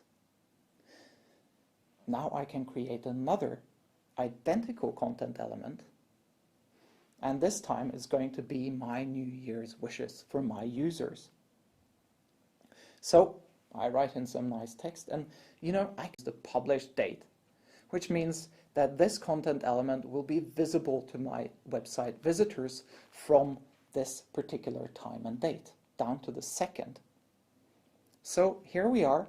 Now we have two content elements that are basically the same type, but when one stops showing, the other one starts showing. So let's think a little bit ahead. It's New Year's Eve. I've drunken a lot of champagne, maybe a bit tipsy, but hey, it's 12 o'clock, it's midnight, and here it comes. My wonderful New Year's content is published automatically by TYPO3. And of course, this doesn't just go for New Year's wishes. It also goes for any other type of content that you want to have published or unpublished on a specific date. Last, I want to talk about quality assurance, because being a publisher or an editor of a website, you know that it might sometimes be important that it's not only you doing everything. It might be so that you need an approval for content before it's published, or maybe you need a proofreader. So let's say that anyone can publish to your website, but it has to go past a proofreader first. So in this case, I'm logged in as my user, but I actually don't have access to publish live content. But I can still add a page like I'm doing here. But what happens is that this page is created in a special workspace that I have access to and can use as if it's a normal website, but nothing of what I do here is actually published on the website. Still, I can do all of the things I want to do, and I can even go in here and I can preview the page and show how it's going to look when it's published. The only difference here between the published page and the page I'm seeing is that there's a little bar at the top that says this content is in progress, and it's only me who can see it because I have access to this special workspace. Now,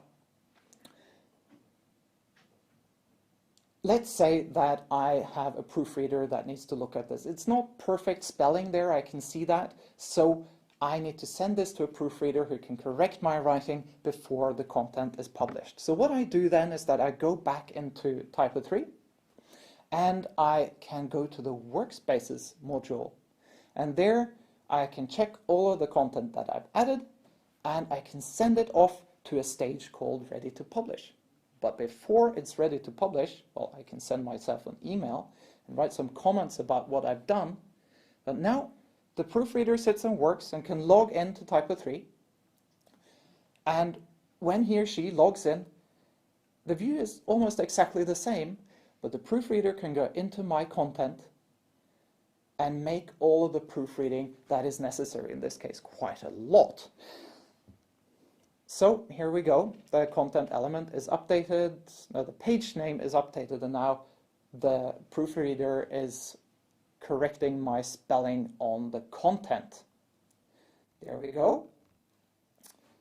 That wasn't what I wrote. Well, anyway. There we go. Now, the proofreader does almost the same thing as I did and chooses Publish to Live. That's something the proofreader can do, but not me. When this is done, oh, I'm going to get an email now saying that that was a lot of proofreading. But when this is done, the page is live. Now we can go to the live workspace, which the proofreader has access to, and show the page. Well, it's proofread, but it's pretty much just like the page that I looked at earlier.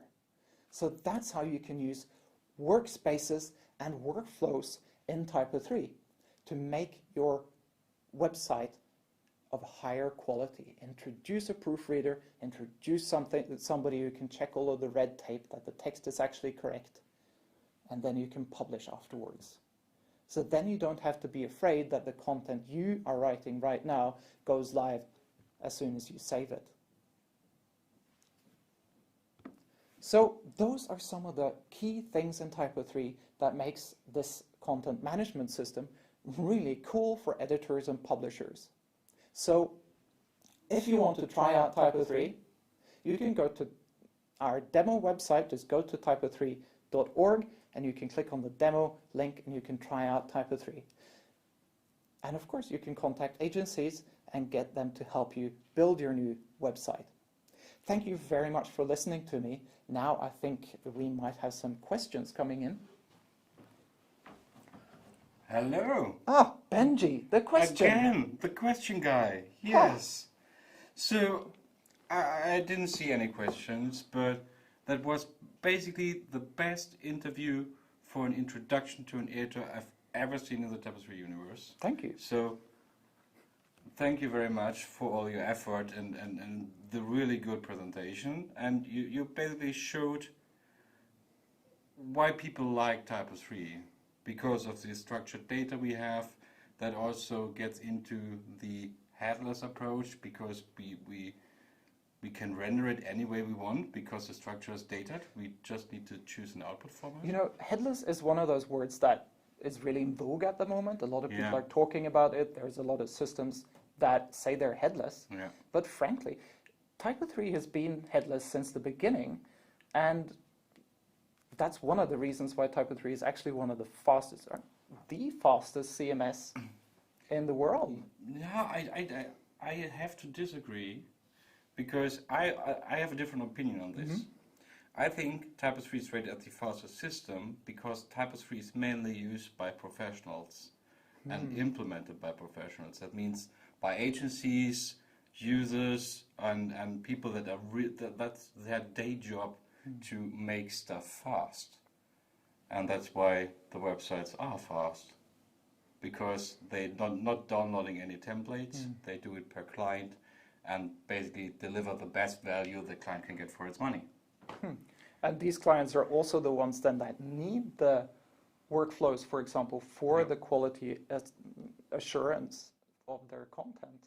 There are many users that don't need that, and frankly, many people don't use it in TYPO3, but TYPO3 has this amazing staircase of additional features that you can add to your workflow as an editor. Yeah, that's cool. But as we know, even TYPO3 isn't perfect. Can you give me a hint? Well, if I, as an editor, have maybe suggestions where I can go to, is it even possible to make an impact? Or Because TYPO3 is an open source CMS and really open CMS, anyone can come with suggestions to what improvements can be made to TYPO3. And you can go in and submit a feature request at forge.typo3.org, for example, and say, well, I want TYPO3 to do this. And then someone in the core team, because everything that's sent in there is actually read by someone and assessed, can read through and see, well, that was a good idea. We should do that for the next version of TYPO3. So that's cool. That's really like we care about our users and everyone gets heard. Yeah. So that's a good wrap, I guess. Absolutely. So, well, we'd like to thank you all. Thank you, Matthias, Thank for you. the presentation, and see you in the next talk. Bye-bye.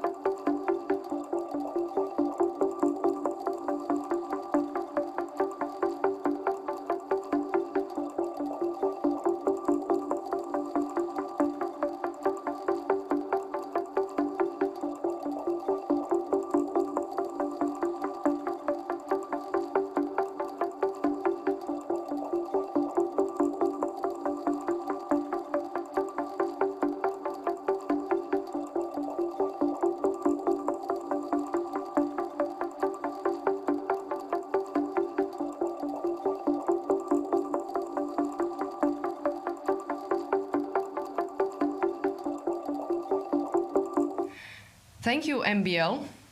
It's halftime, and I can only say that I've learned a lot about TYPO3 and its target groups already.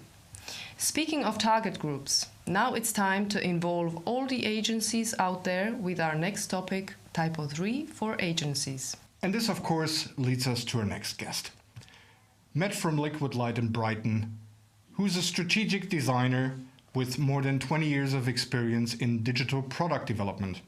To him, speed is key, and quality is the top priority.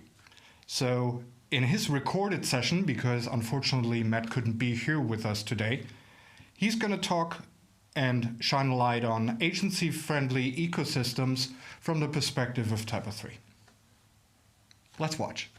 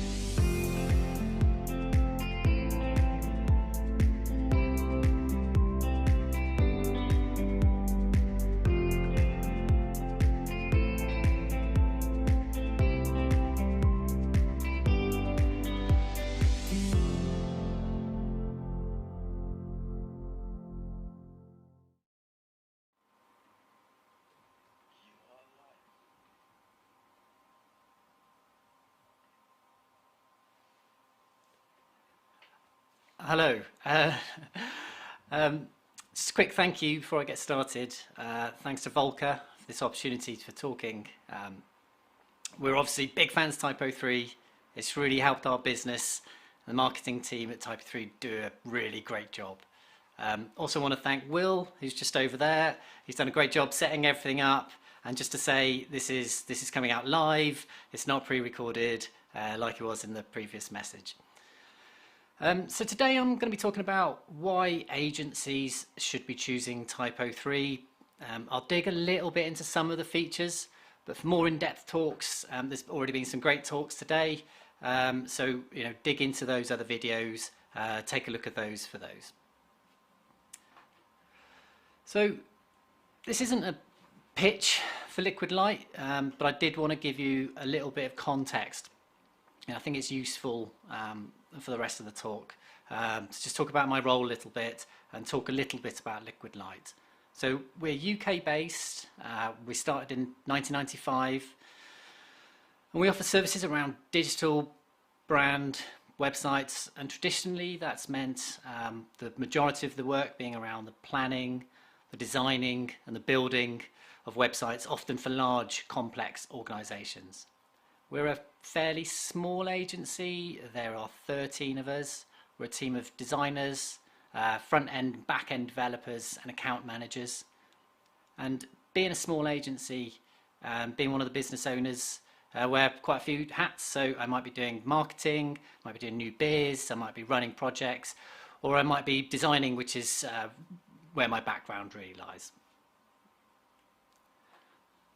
So these are the kind of clients that we work with.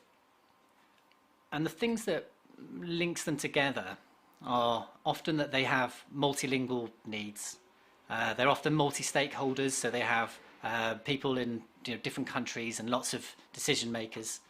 They often have large digital estates, so they might have set up annual reports, event sites across the internet. And they're geographically dispersed, so they need access control. And even if they're a little bit smaller, we find that actually they're quite often on a growth plan. So naturally for these kind of clients, we need something, we need a CMS really that's more enterprise level. And that fits in nicely with our business strategy, which I've illustrated here with a man looking intently at some 3D chess pieces, which I think is aptly sums this up. So we don't want to work with kind of small clients because we think that they're probably best serviced actually by 3-people agencies, and there's absolutely nothing wrong with that. It's just that we can't compete here. We've got to be looking at a higher level.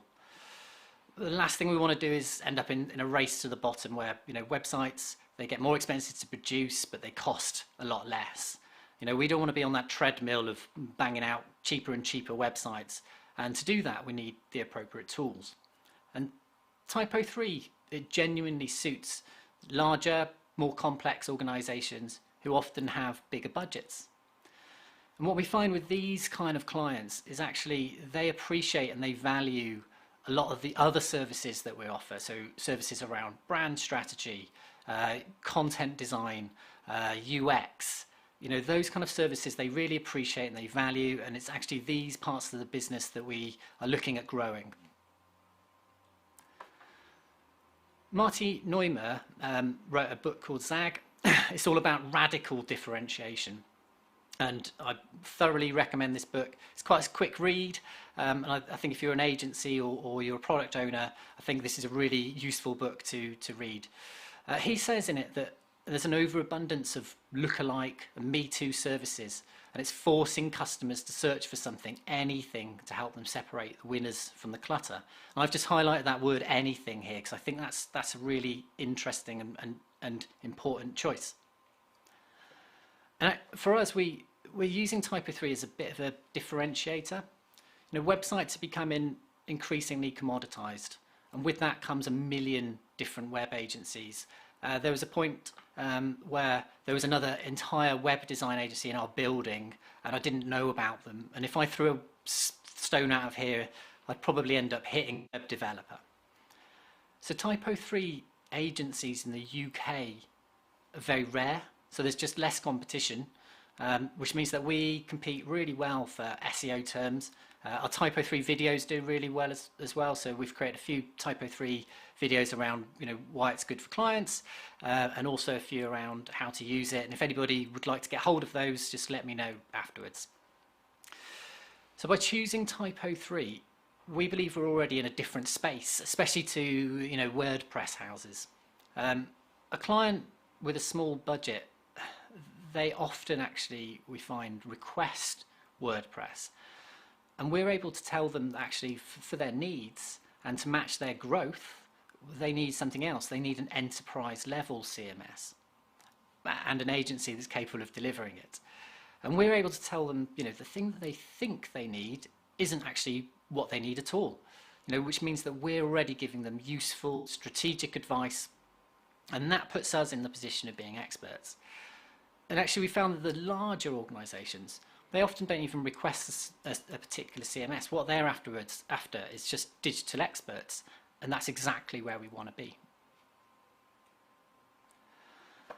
Before I go on with the talk though, I don't want you to go away with this impression. You know, we're not saying that we chose TYPO3 to be different. I think that would be madness.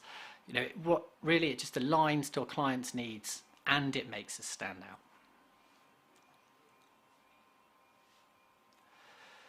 So we talked about TYPO3 being a differentiator, but I wanted to give you a few reasons why, as an agency, we really love TYPO3. Firstly, it's open source, which means it's free for us, and that's obviously great, but actually open source goes way beyond that. It means that we can download that software for free. The developers are able to dive into the code, we can optimize performance, we can resolve issues. TYPO3 itself is component-based, or the editor is component-based. And really for us, this is, you know, it's at the heart of the way we design things, the way we think about things. So when we're doing our wireframes or our prototypes, we're already thinking in this way. You know, some of the websites we build are really big, there's no way that we're going to be able to physically go and design 1,000 different pages. So we're designing systems and not pages. And although we use templates, the way we work this is for actually the components can fit pretty much into any different template. And that means that when new pieces of content come through, the chances are there's already a component pre-built and ready to go. It's multilingual and multi-regional, and that's out of the box. And again, that just helps with our positioning. You know, we're the multilingual, multi-regional experts, and we're able to advise clients on going into new territory if we feel like that would be advantageous for them. So again, it just positions us well.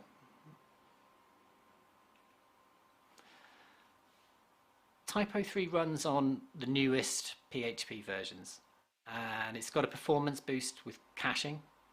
And for us, it's really important as well that we're able to fine-tune this with configuration. And this is really interesting statistic that was done by HTTP Archive. And they measured the first contentful paint of all the CMSs at the time, and TYPO3 came out on top.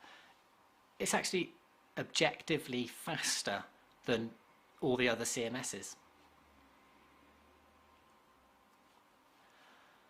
Accessibility, inclusivity, these are really important to us. You know, it's part of the DNA at Liquid Light. It was already really important before I even joined, and when we look to hire new people, we look to hire people who this is important for as well. And for us, this goes beyond box ticking at Lighthouse, although we do use Lighthouse for our scores. For example, Leonard Cheshire, they demanded really that we needed to use real people to do the testing for their disability portal. So we'd gone really above and beyond with this, and what's useful is that TYPO3 is able to be configured exactly how we need it to be to get these really useful accessibility, inclusivity results. You'll hear a lot, I think, in the TYPO3 community around extensions and the ecosystem. For us, really, I think the important takeaway here is that actually many of these things are already baked in. So we don't need as many as, say, in other CMSs.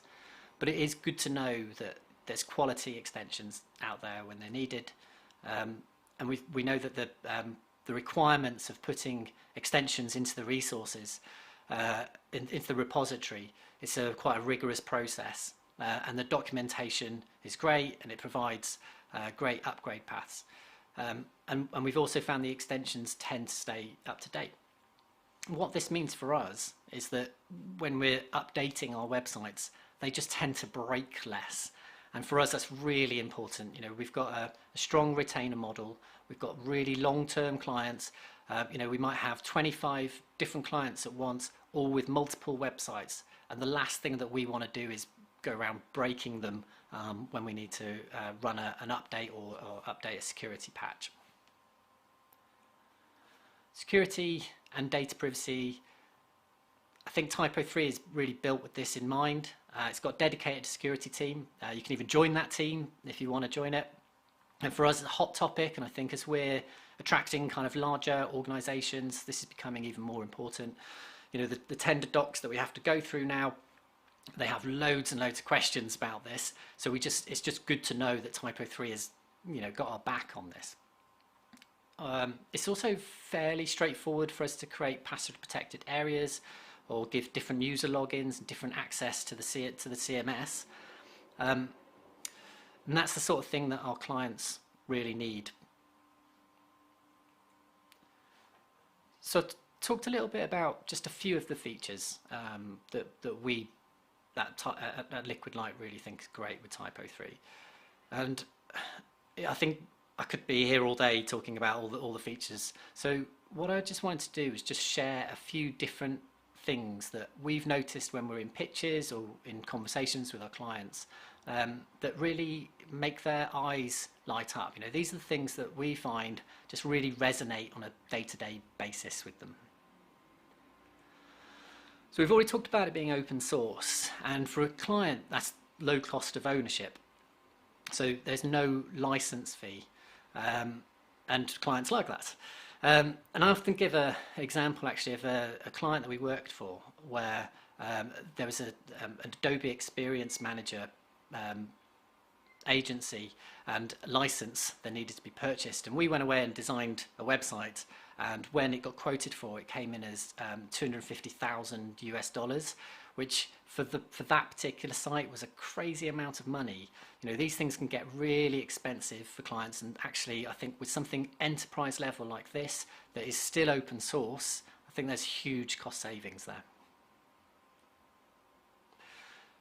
Many people in the TYPO3 community are German, and the association itself is in Switzerland, and this Swiss-German aspect, you know, in the UK, it's got a great reputation, you know, for, you know, when we think Swiss-German, we think high performance, we think reliability, we think quality engineering. So if we're in a talk or a pitch with a client and they, maybe they've not even heard of TYPO3, remembering we're in the UK, that helps to really alleviate some of their fears they've got around this. It's drag and drop, and the marketing teams always love this. You know, it's ultimate flexibility. They're able to go away and create really rich, beautiful landing pages. But I think what's interesting here is actually quite a lot of the prospects that come to us as new biz, they are frustrated with their current agency because every time they want to do something, they've got to pay their agency their money to do things that they kind of feel like are just to do with content admin. And actually we're able then to say, no, don't worry, the CMS is going to be able to take care of this. You're going to be able to just do all this stuff on your own, and then, you know, they can pay us for the things that we're good at. TYPO3 has multi-site capabilities. That means that you can have a single install and that contains hundreds of different websites. And this is really big and important for growing organizations. It means that, you know, if they've got a large digital estates and they've got WordPress sites, ReadyMag sites, etc., they're able to standardize everything and bring everything together. It also means that if in the future they want to create an annual report or something like that, we're able to get up and running pretty quickly with them. And from their point of view, it's just less admin. It's one set of CMS upgrades and patches. They can share training. There's new if we add a new feature, they're able to roll that feature out across all the different websites. So again, ultimately, it's a cost saving. And what clients really want to know is that this CMS that they're investing in is going to be suitable for them in 10 years' time. As an example, John Charcoal, one of our clients, we built them a website in TYPO3 12 years ago, and it's been through various rebrands, various re-architectures, and fundamentally it's stayed on the same TYPO3 install. So we're able to say to clients, you know, it suits large-scale growing organizations such as yourselves. And you know, clients like to be told this kind of thing. They like to be ambitious, and it's okay to give them a pat on the back. And this always goes down really nicely with them. Something that I wanted to point out as well with TYPO3 is how agency-centric they are. What does that mean? Well, TYPO3 itself is an agency-owned system. Most of the members are agencies, and the agencies actually have a place on the board, which means that decisions are being driven by agencies. There is a commercial company of TYPO3, but it's owned by the association, and they're tasked with making TYPO3 better. They're not tasked with driving profits, it's just making TYPO3 a better CMS. And this commercial company itself, it won't take on business. So if a client comes to them and they need some TYPO3 consultancy, they will put them in touch with an agency, with a partner, find them a really good partner, and actually this could become quite a potential source of new biz as an agency. And lastly, the community teams at TYPO3 do a really good job of creating really rich content for agencies. So for example, there's a program of onboarding new developers. There's CMS comparison cards, which I'll come to shortly. There's articles around how to market TYPO3 into different markets. And there's a mentorship scheme which brings together TYPO3 experts with new agencies. So if you're a new agency and you're looking to use TYPO3, you know, they'll partner you up with somebody and talk you through everything that you need to do. Now, I've talked about all the wonderful things with TYPO3, and I just want to talk about a few things that I think you need to consider if you're thinking of using it. So these are things that I think you should consider first, a bit like myself in this picture that I took earlier of me considering these different things. There are, in the UK at least, definitely less TYPO3 specialist developers. I think it's, you know, there's a higher learning curve than WordPress, so it can be a bit harder to recruit TYPO3 devs. For us, we tend to hire just good all-round developers. We're not really hiring specialists, but I think that it's important to understand that, and also, you know, making sure that there's somebody, there's continuity there who can onboard new developers as they come. Is TYPO3 difficult to set up? Well, you know, it's definitely a much more feature-rich CMS as opposed to something like WordPress. Talking to the developer team, they say it's not that difficult. It uses Composer and MySQL, and the documentation is great, and that is always improving. It could be argued that brochureware, it's not suitable really for brochureware websites or agencies that do this kind of work. I think there's still, it still could be used for that, especially if as an agency you're tech savvy enough to productize your offering. It struggles, I'd say, to compete with the large variety of WordPress themes that are out there, but there are possibilities here, and it does work. There's a Bootstrap theme that it could be working with. But I think this is the interesting point again, is that it's objectively one of the fastest, or the fastest CMS on the market. So, you know, if you're an agency who's producing this kind of stuff, actually maybe you should still be using TYPO3 because you want your websites to be highly performant. So TYPO3's really got this kind of emphasis on doing things right rather than fast. Another thing we hear quite often is when the head of IT hasn't heard of it before, and again I think this might be a UK-based issue more than elsewhere.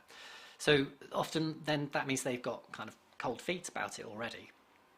We always point out that, you know, it's well established, there's 230,000 installs, but actually I think what they're really concerned about is issues around data privacy and security.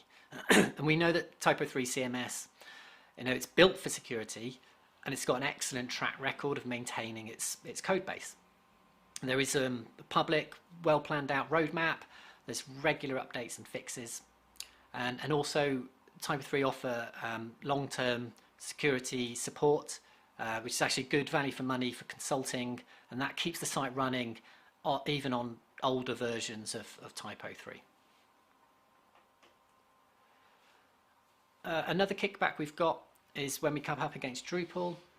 If a client's already decided to use Drupal, probably shouldn't have got to a pitch at that point. It should have been sorted out before. And if you get to a pitch and they're saying that they're using Drupal, the chances are that actually they're not as far down the line as maybe they're saying they are. So I think this one is something to point out. You know, we have lost business to organisations that have already decided to go to Drupal. And I think here, you know, all you can really do is just point out the differences. You know, you might say about the release cycle of TYPO3 is a lot more kind of strictly defined, and it's always on time. And this is where these CMS comparison cards that TYPO3 have on their website come in really useful. They've got them for different CMSs as well, and they just lay out all the fundamental differences between them, and then you can advise your client or your prospect accordingly. And finally, the last one we hear quite a lot of is, that TYPO3 doesn't have as many extensions and plugins because it's not as popular as, say, WordPress or Drupal. And this is where we just point out that actually many of the things that our clients need, at least, many of those things are already baked in, or at least they're easy enough to implement. So these are things like multilingual, the ability to have pretty nice URLs, the preview and workflow, having a folder structure inside the file manager, and having a form builder, which means that clients can go out and create their own forms and questionnaires and things like that. So we've been using TYPO3 for quite a long time, way before, since even I started. And we're proud really of some of the things we've achieved with this. So we just wanted to show you just a few different things, a few different ways that we've used it. So Thomas Miller, you can think managing agent for a group of insurance companies. And for them, we've created a framework. And this is 18 different websites, all in as part of the same install, which means that they can have different editor roles to access their site. They can, if there's an update, it's updating them all.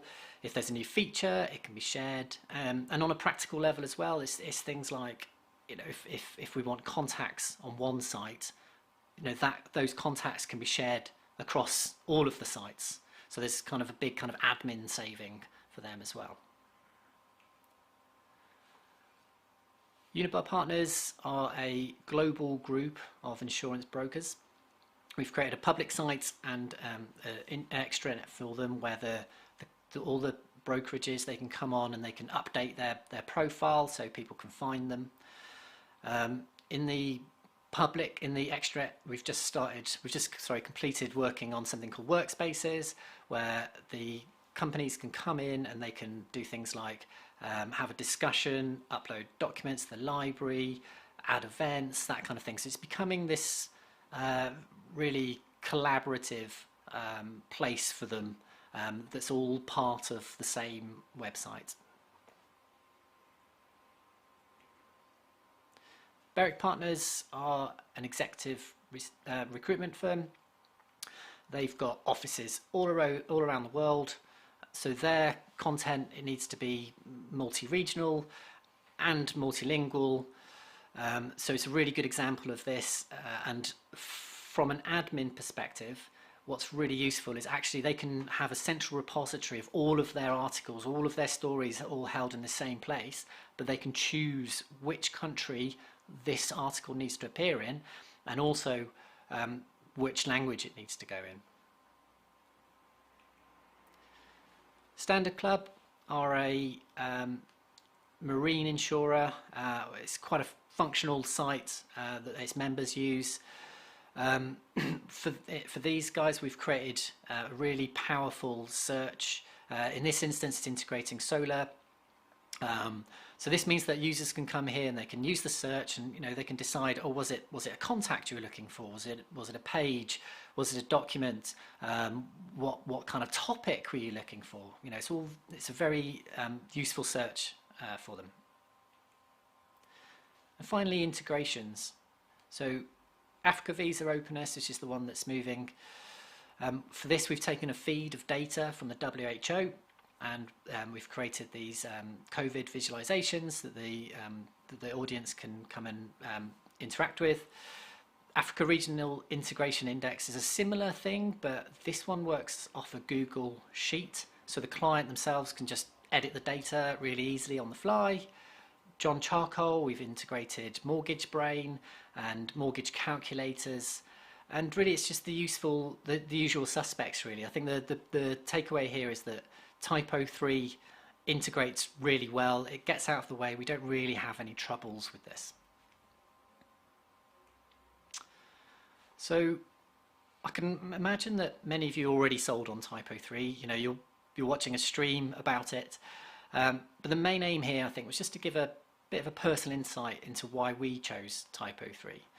We've talked quite a lot about differentiation, which makes it sound a bit like a cold-hearted business decision. But it's more than that for us. We're often evaluating our CMSs against other CMS.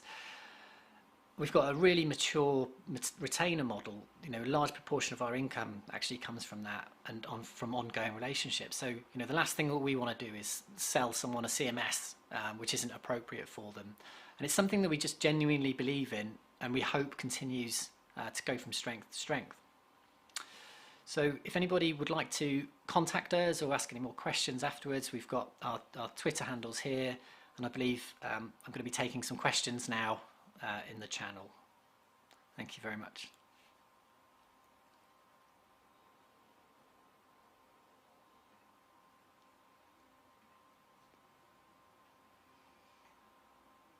So first question from Jolene.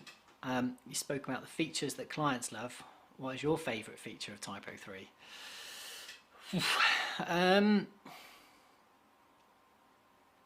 I think as a project lead, I think the fact that it's component based and drag and drop is really important for me.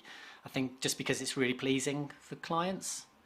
So, you know, they're able to create rich landing pages, and, you know, as I said before, I think that because they often have frustrations at previous agencies, that's something that's really important. So I think probably my favourite feature is it's probably one of the clients' favourite features.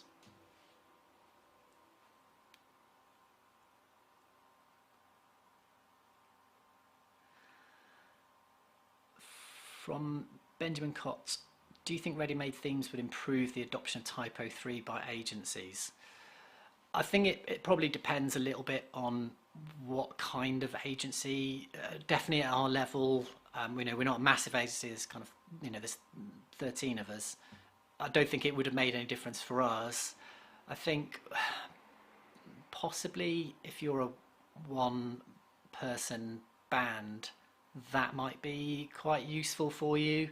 You know, if you're a freelancer, I think that'd be very useful. And then I guess, you know, freelancers often grow into agencies, so at that point it might be.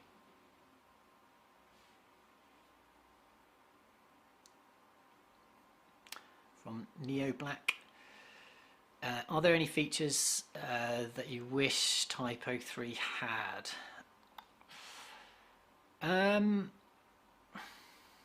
I'd say that it's not so much a feature, but I would say that when you're kind of holding up, say, WordPress to TYPO3 and the user interface, it does feel, WordPress feels cleaner perhaps, and a bit easier to use. I think some of that's probably down to the power that's behind it.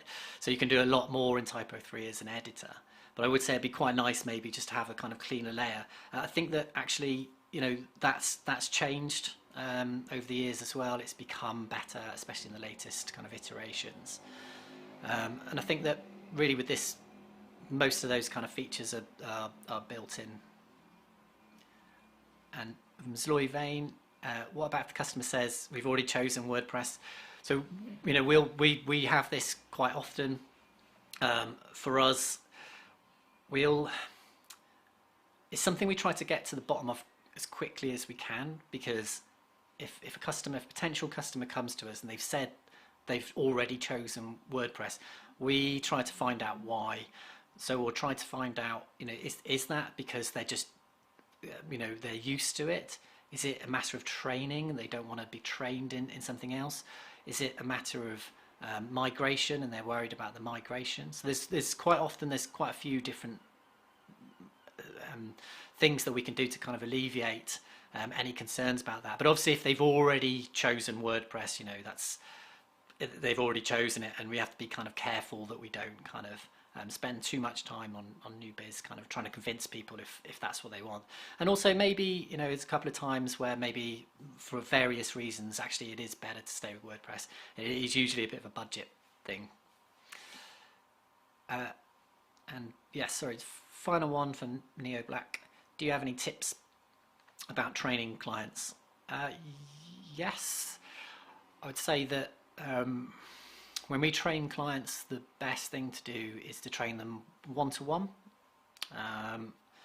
Get them to share their screens so that you can see them moving around, which can seem a bit laborious, but I find that if you're just sharing your screen, people tend to kind of switch off a little bit. So yeah, share the screen. And I think the other thing is we've built up quite a nice documentation just over the years with lots of questions and a process to go through. And one of the first things we'll say to them is, what CMSs have you used? And that kind of helps us know what kind of level they're at and what their expectations are.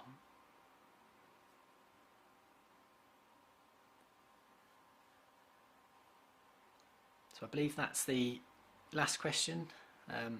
Thank you all very much for joining. It's been great. Thanks for having me. Great. Thank you very much. Goodbye.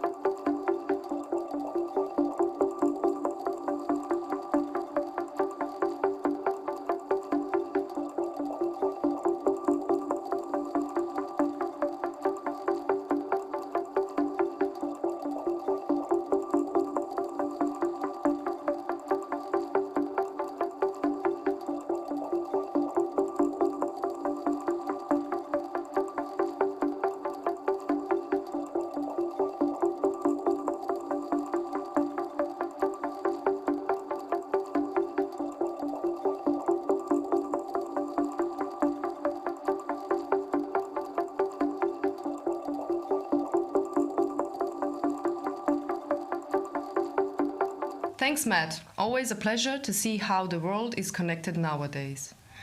But now it's time to get way more technical and transition to our part of the show where we address all the developers out there with our next topic, TYPO3 for developers. Yes, exactly, and this is why we brought back Susie Moak. Susie Moak currently works as the Chief Operations Officer at TYPO3 GmbH, and she also has more than a decade of experience in the TYPO3 developing world. Susie will now show us how TYPO3 supports developers during every step of a project.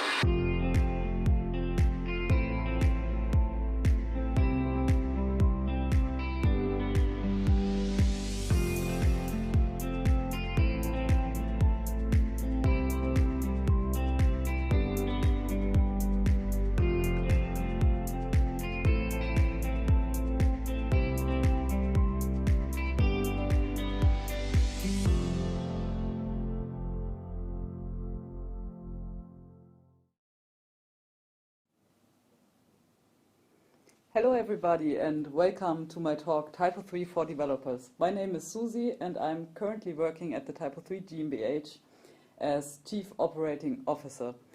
I've also been a part of the TYPO3 community for a long time, also as a TYPO3 developer. And so there were a million things I could talk about for developers. So TYPO3 from a developer's perspective, there's just so much. So I struggled a bit how to structure my talk, and what I came up with is I want to take you on a journey through my TYPO3 history. So starting with when I first learned TYPO3 all the way up to today. Basically, if you are already intimately familiar with what TYPO3 can do for you as a developer, then this talk's not for you. However, if you want to learn how I got started, you can stay. If you are new to TYPO3 or somewhere in the middle of your journey, this talk is for you and you can hopefully learn something from it. So I started with TYPO3 during my university days, back in 2005, I think. So welcome, that's me back then. No comments, please, I know. I was a university student studying media, economics and journalism, and I was asked to create a website for our university alumni club, which should just contain some general information, use a small members only area, things like that. Basically, I had no programming skills, but I did some HTML in the past and a bit of assembler, as we probably all did when we wanted to use WinRAR back then. So what I did was I researched what I was supposed to use and stumbled upon the term content management system, because that obviously is what you want to use. And the first one I found, the biggest one in Germany back then, and still, was TYPO3. So that's when I decided to use TYPO3. What intrigued me most was that I could use TYPO3 with any kind of web server and any kind of database system. And that wasn't because all the options were something I needed back then. It was because I wasn't sure what I was supposed to use. So I was pretty certain it would be some of the popular options, but I wasn't certain which one, so I was just happy that all this is supported. Actually, until today, I heard from people that are actually using their mobile phones, might have been me, and their Raspberry Pis to run TYPO3. That's not something I would recommend to use, but it's actually possible. So I chose TYPO3 and I even got it installed on my local system. Now what? Now I needed to create my first website. Luckily, TYPO3 comes with a configuration language called TypoScript, which doesn't require any programming skills. And TypoScript allows me to configure the rendering and output of my TYPO3 website. And this might surprise you, but I actually love TypoScript and I still do. Back then, that allowed me to create fully fledged websites with dynamic menus and dynamic and configurable content rendering without having to learn PHP. That was amazing. And even today, a lot of people say TypoScript has become superfluous, but I still like to use it occasionally. For example, if I want to capitalize brands or make sure that a brand name is always spelled correctly. I mean, I'm working at the TYPO3 GmbH. Do you know how many kinds of wrong spellings there are for TYPO3, or creative spellings, I guess you could call them? So if I wanted to make sure that my editors didn't make these kind of mistakes, I could use TypoScript to configure replacements, and all these kinds of mistakes would just be corrected automatically. In my last project, I also used that to make sure that a registered trademark was always inserted after the brand name, which we were legally required to do, and which actually worked with just a few lines of TypoScript. So I started building websites with TypoScript only. Maybe you know what happened, maybe you don't. I will show you. This is how a TypoScript rep structure looks like, just the structure overview. So this is all kinds of reps you can use in TypoScript, and I actually built websites with that just consisted of reps and more reps and inner rep 2s. And well, I then went to a party, came back the next day, and I wasn't even able to understand what I had done there because it was all pretty convoluted and nested. And well, maybe TypoScript only isn't the way to go if I want to create a website that I can maintain for a longer time. So what should I do? Luckily again, TYPO3 comes with a templating engine called Fluid, which allows me to create templates that are a bit easier to handle. And Fluid is based on valid XML, which has the advantage that you can have validation and auto-completion for all the attributes and tags. And this is something that in my daily work I use quite a lot because I'm a backend developer at heart. And I'm sorry for the front-end guys who need to do the front-end stuff every day. I really admire people that are able to do that day in, day out, because I can't handle that, and I'm really happy if I have something that makes my life there easier.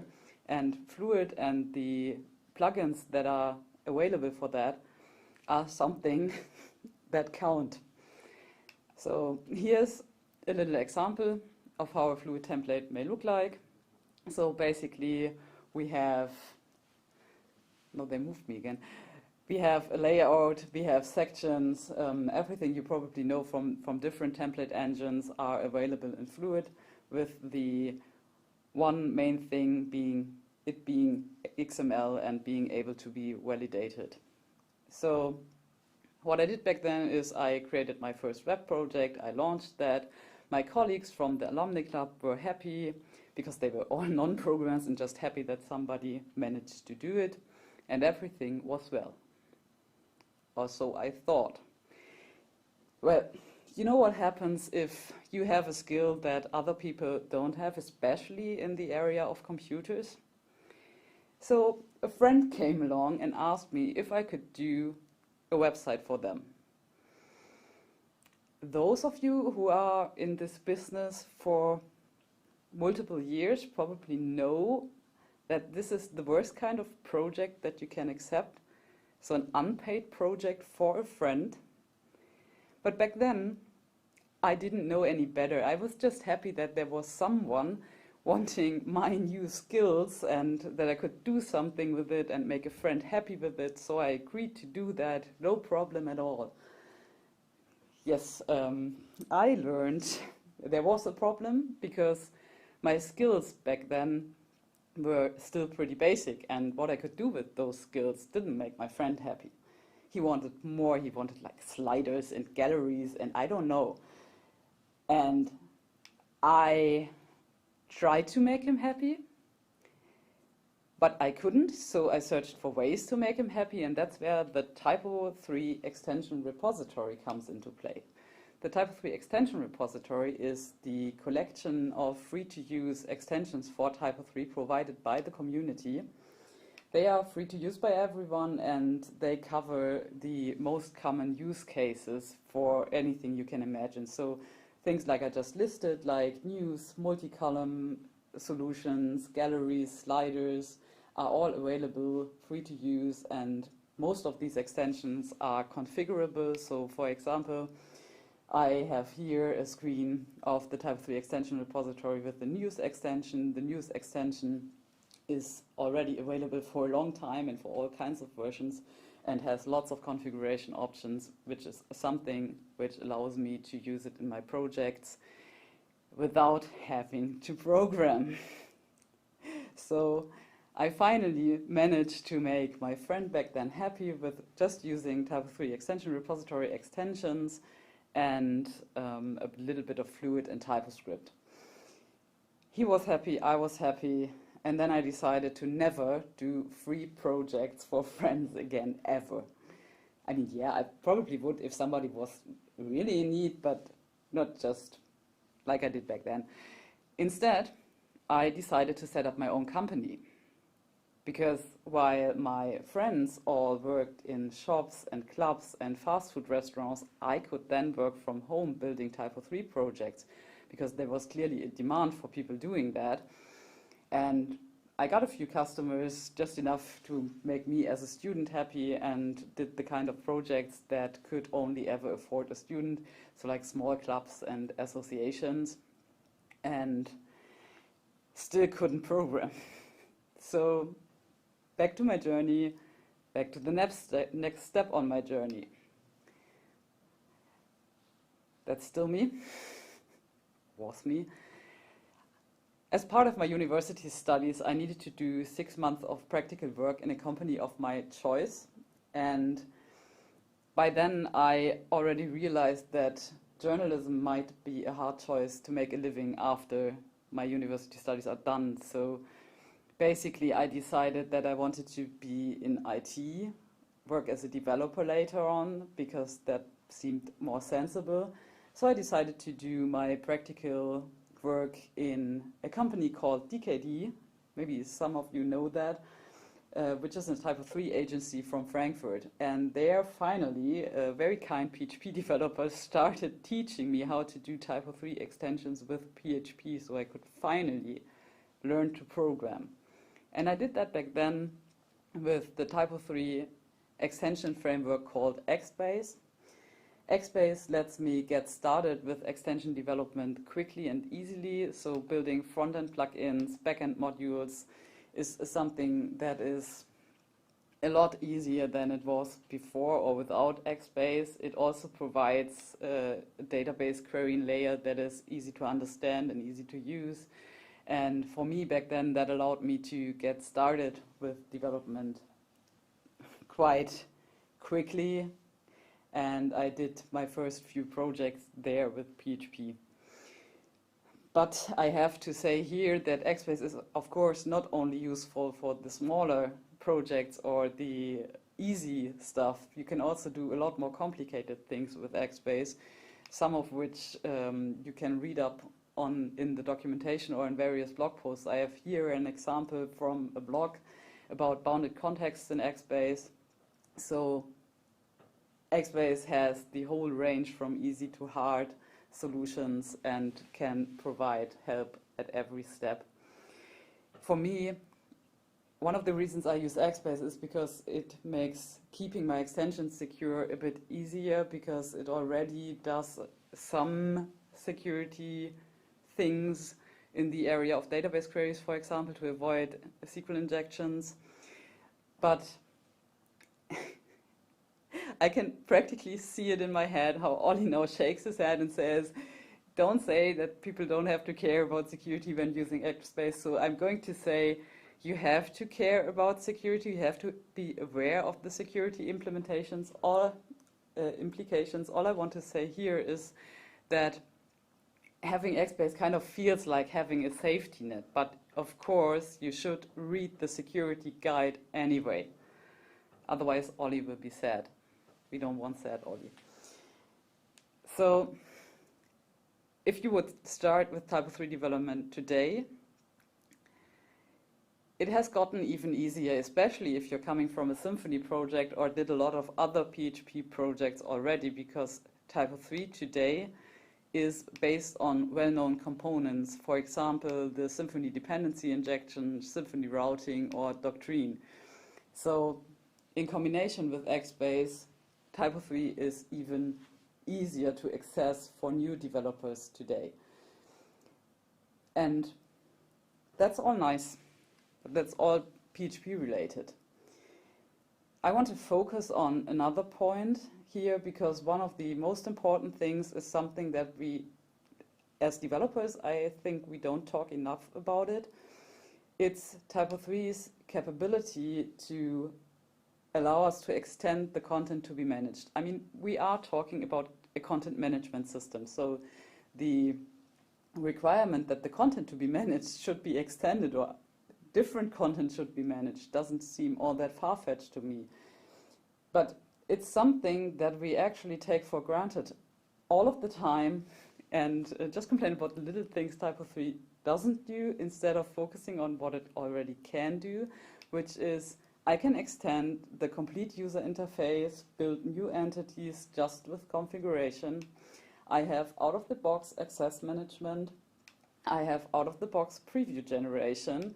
I can have workflows attached to my content, and I can even have multi-language right out of the box with just configuration, without me having to code any business logic for that. And everyone who at any time tried to implement an access management layer or even workflows by himself, sure, it's possible, but it's also quite tedious to do. And we have things like this beautiful preview where I can even configure the sizes. We have the workspaces module, which allows us to do custom stages, like send to stage one more stage here. We have things like the access module that even allows us to configure access per field level. So that's not something that I want to build myself. And even in just this little screen that we have here, we have a history, we have multi-language, we have additional information, we have access, and the editing interface, which is basically the heart of it all. So appreciate it more, please. And if TYPO3 doesn't do what you want, there are a multitude of ways how we can get our way regardless. So we can build custom plugins with Xbase, as we learned. We can also build them without Xbase, to be honest. But we also have the possibility to use hooks, signals, or events and adjust every single step of the page creation process. But what are hooks, signals, and events? Well, not this kind of event. That's not what I meant. Events are an implementation based on PSR 14, and PSR stands for PHP Standards Recommendation. Could somebody take me from the word? PHP Standards Recommendation define interfaces to allow greater interoperability between different systems based on PHP. So basically you have a set of interfaces, and the system that implements these interfaces is automatically compatible in that part with other systems using the same interfaces. And this brings us to the more advanced use cases and the next step on my journey. At some point, I actually finished with the university and had now, to me, pretty useless degree in media economics and journalism, and was a TYPO3 developer. And I started work in a full-time TYPO3 agency, so 40 hours a week doing just TYPO3. And the first few projects were smaller ones, like the ones I already did with my own company. But then a big project came along where we worked with more than 10 developers and needed to build a website with high availability, scalable and cloud ready with multiple nodes. And that was far more than I ever had seen before. But that's the nice part about TYPO3. TYPO3 is a system that allows me to build my alumni club website just like 5 minutes ago, and then go and build an e-commerce application based on TYPO3 that is all this. And it doesn't matter. It really doesn't matter. TYPO3 can do both things, and it's good at both things. And one of the reasons why that works is because we have a core development team that works hard on implementing more and more PSR standards and Composer as a base for the development. So what we have nowadays is PSR 14 for the events, PSR 15 middlewares, we have PSR 7 for requests and responses, and even more, but these are the ones I like best, so that's why I listed them. And everything is Composer based. So let me walk you through a small example of what I meant with the extensibility and why that's useful. So my go-to example is PSR 15. In this case, let's just quickly look at this screen. This is the CAT middleware. It's a PSR 15 based CAT that is displayed in your response headers. Not that useful, but quite cool because it's a good example of what is already possible. Because to use this, you can just require the PSR 15 middleware composer package, register it in TYPO3, and you're done. So this is code that has nothing to do with TYPO3, where the developer probably doesn't even know about TYPO3, or maybe he does now, which I can use in my TYPO3 without having to do anything other than configure it. There are more useful examples. For example, things like language detection can be done with external packages because, let's be honest here, that's a solved problem. I don't need to build that myself because I guess a lot of people needed to detect a user's language already, be it based on the geographical location, which you shouldn't do as far as I know, or based on the browser language, so what the user decided to send as a language header.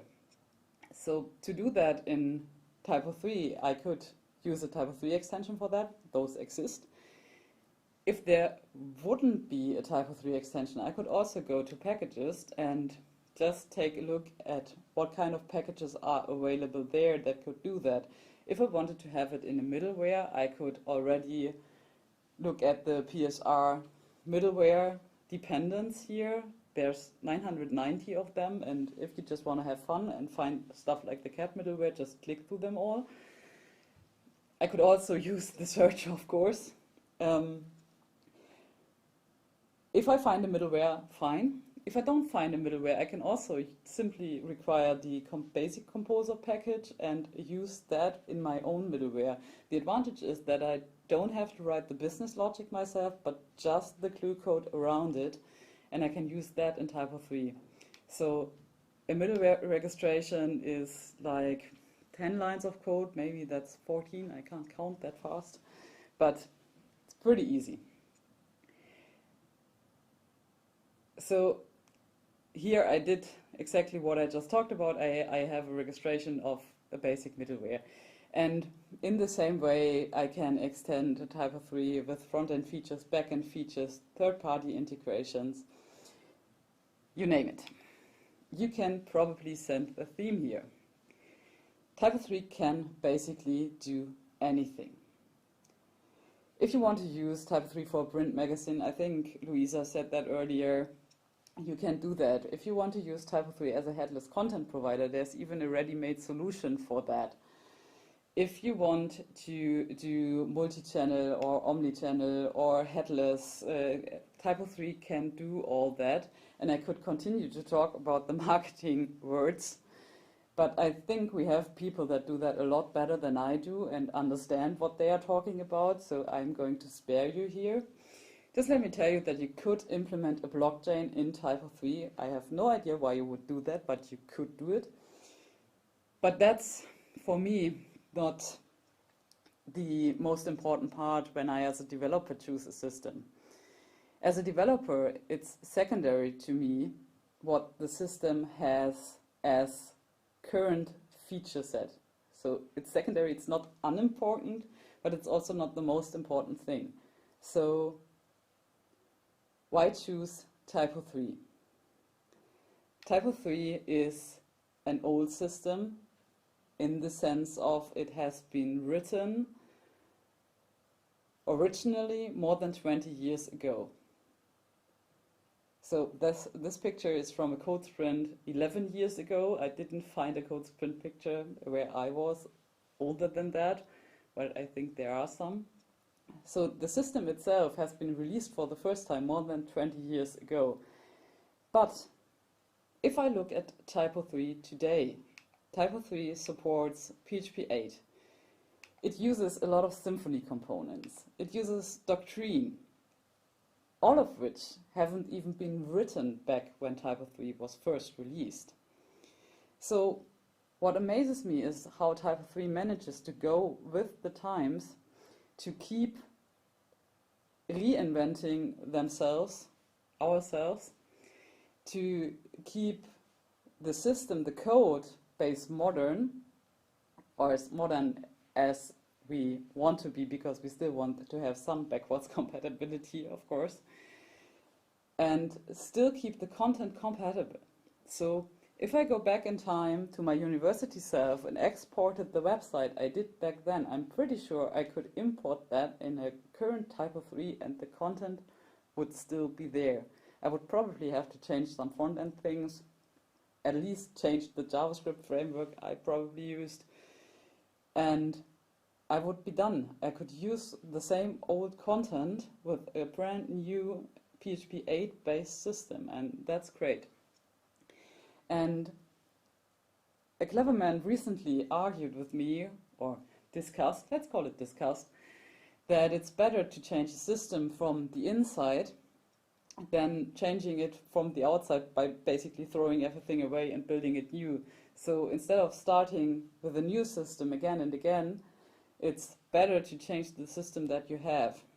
The discussion wasn't about TYPO3 or even remotely about computer science, but I think it's applicable here because we have seen a lot of systems come and go throughout the years.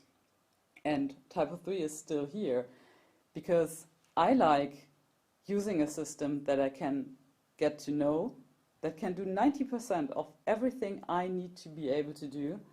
I can add the other 10%, and it just grows with me no matter in which direction I want to go. If I wanted to go headless, I could do that. If I wanted to create the digital experience manager, I could do that too.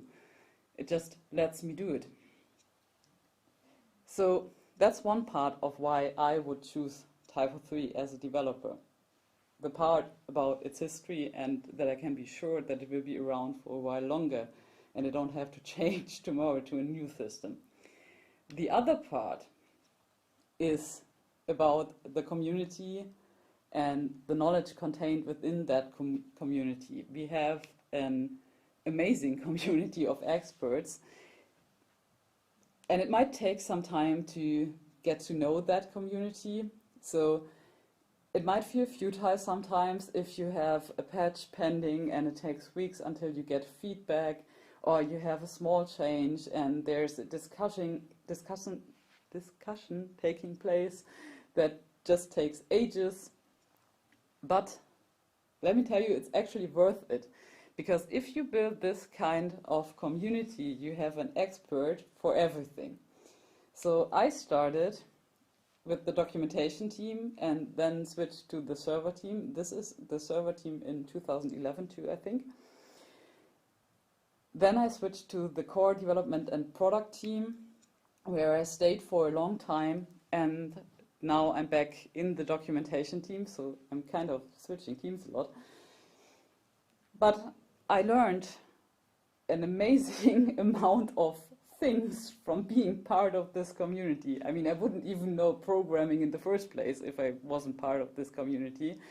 And I forged connections throughout the world, and I think if I had any kind of TYPO3 question, or if there was any kind of TYPO3 question, I would know somebody I could ask. And why is that important? It's not just fun and games. It's also, I'm a lot faster in my day job developing TYPO3 stuff because I understand what the thoughts behind implementations are, why architectural decisions are taken the way they are taken, and I get a lot faster just by knowing all that. So if I were to upgrade a TYPO3 project, I would actually be able to do that better because I just keep up to date with all the changes that have been done in TYPO3 by updating documentation or reviewing documentation pull requests. So I know that without having to explicitly learn it. If you have an employer that allows you to do that, good for you. If you don't, argue that you should be allowed to do that. And if you want to have even more fun and an even better community of experts, I recommend going to code sprints, especially code sprints across the world. For example, this was from the code sprint in Italy, so that you learn more about different cultures, which fosters creativity. And additionally, if you have connections in other parts of the world, finally time zones can be useful for once, because if you have a question in the evening, then you probably now have someone that you can actually ask because they are still working. So to conclude my journey and to tell you a little bit about how did I get where I am today. I was on the user experience week and reconnected with Mattes. And after that, we met in Hamburg with a few developers who wanted to become part of the TYPO3 GmbH once it got off the ground. To be honest, I was actually only there because there was beer and it was a beautiful day, and kind of accidentally it was the start of my new career. So case in point here, if I hadn't been part of the community, didn't show up for the user experience week and didn't make those connections, I would not be here today. And maybe that is what I wanted to tell you more than anything else. TYPO3 is a system that is useful for everybody, that can be used at any skill level, and the TYPO3 community welcomes everyone.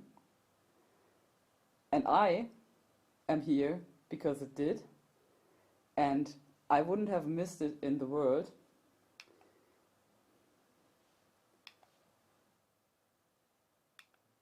And I have new slides. TYPO3 is the CMS for everyone. And yes, that includes you. Thank you. Hello, Susie. He changed the slides. No, I told you I update the slides. But I didn't know that one. I just added the logo. I know. So Oh, it's fine. not that different. So we need to be quick. We don't have a lot of time because you made well use of your time slot. So we have one question from Saiden, and he's asking, if you use Templar Voila? No, and I actually never did. Okay. But why? I don't know. It never felt right to me. So I tested the HTML click thingy. I don't know what that's called. The probably template wizard at some point in the past.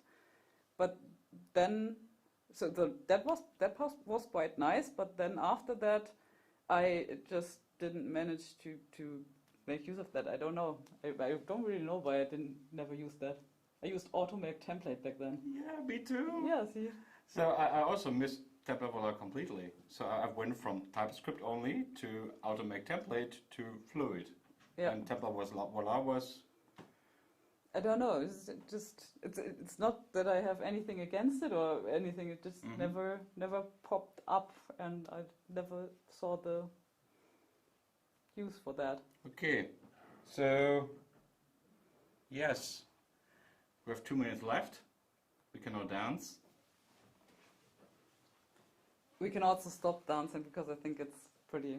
Yeah, it's awkward. So thank you all.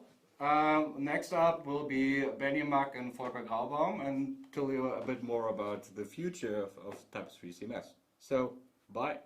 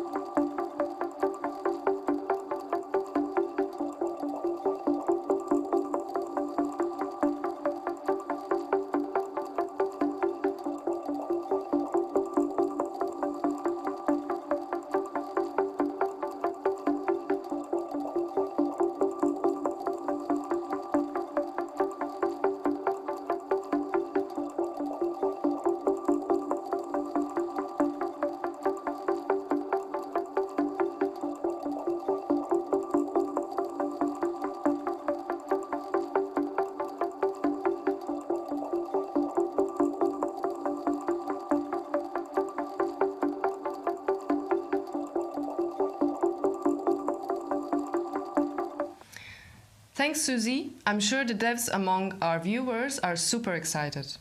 So now that we have seen many different perspectives, it's almost time to come to an end. Last but not least, we have an outlook into the future. Next steps for TYPO3 roadmap to version 12. And for this, we brought two speakers. On the one hand, we have Benni Mack, who's the core team lead, and we also have Volker Graubaum, who's the Chief Product Officer here at TYPO3 GmbH. Since this is the last session for today, it's going to be a little bit longer, and it's covering the next steps for TYPO3's ecosystem, opportunities, and upcoming strategies for new markets. Let's watch.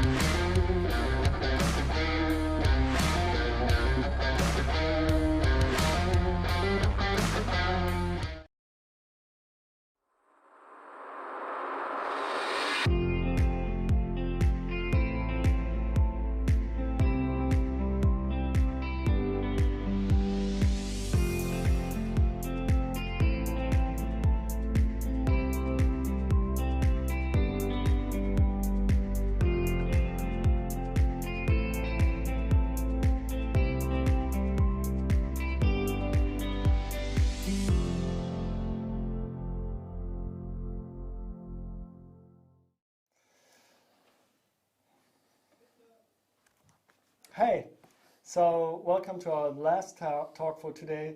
We've heard a lot of great things about TYPO3 for different target groups, for different people who are interested in TYPO3. And today we want to talk about what's next for TYPO3 Core, for version 12, and a lot of other things. And today I have Volker with me, so maybe you can talk a bit about yourself. Who are you? Oh, I'm Volker Graubaum, and I'm Chief Product Officer at TYPO3 and responsible for the overall product strategy and for the ecosystem and for the product in general. And actually, I used to work with TYPO3 for years, but I stopped developing, so I'm more the non-technical guy. I heard that's a good thing, that you stopped developing. Oh, that's people are different, have different views on that, but actually I'm lucky that you are here because you can do the more technical stuff. Yeah, and so maybe you can tell a little bit. I'm the nerd guy, you're the non-technical person who can talk to people who understand what you're saying. So I'm actually the developer guy, and I'm the TYPO3 project lead. That means I take care of TYPO3 core development, coordinating things, talking to people, to developers mainly, and then I also press the release button for every LTS version together with Oliver Harder. And in between the LTS releases, I also press the release button for the maintenance releases, sprint releases, and all these kind of things. But I coordinate the roadmap, make sure that things get in on time. And if I'm not doing any, releasing things or talking about core things, I actually work at a company called B13, and I'm actually building websites with TYPO3 as a backend developer and coordinate things there. So I'm a coordinator, a developer coordinator, let's put it this way. So, but enough about me. What are we going to talk about today? Oh, well, first of all, we wanted to have a look at the why we have built version 11, how it is now. And what are your plans for the next version 12 for the core, and how we can grow the product in general and make create a stronger ecosystem. But what do you mean with a product? It's not just core, right? It's not the core. What's more than the product? What We have a other lot of things? extensions. Okay. So, for example, and we have packages, and people are writing documentation and making marketing, and That's all product. that's all belongs to the product. Okay. And, so Benny, why is TYPO3 version 11 like it is today? That's a good question. I think we need to start 18 months ago when we released version 10 LTS. That was roughly a month after the pandemic started for everyone. And instead of panicking, we had a plan already, and we just continued on that path to improve TYPO3. And back then, I don't know, in summer, I also did a presentation on TYPO3 as the CMS for everyone. That means we don't just talk about business people and enterprise customers using TYPO3, because TYPO3 is used by so many people around the world that are not just building corporate websites, but for universities. In the public sector, we have also smaller websites, small business websites. You can use TYPO3 for that as well. I think we've heard a lot about this also today. And that's the idea behind CMS for everyone. And not just for the customers, but also for the people who use it, for everyone. And then I think in February we sat together and released the theme-based roadmap.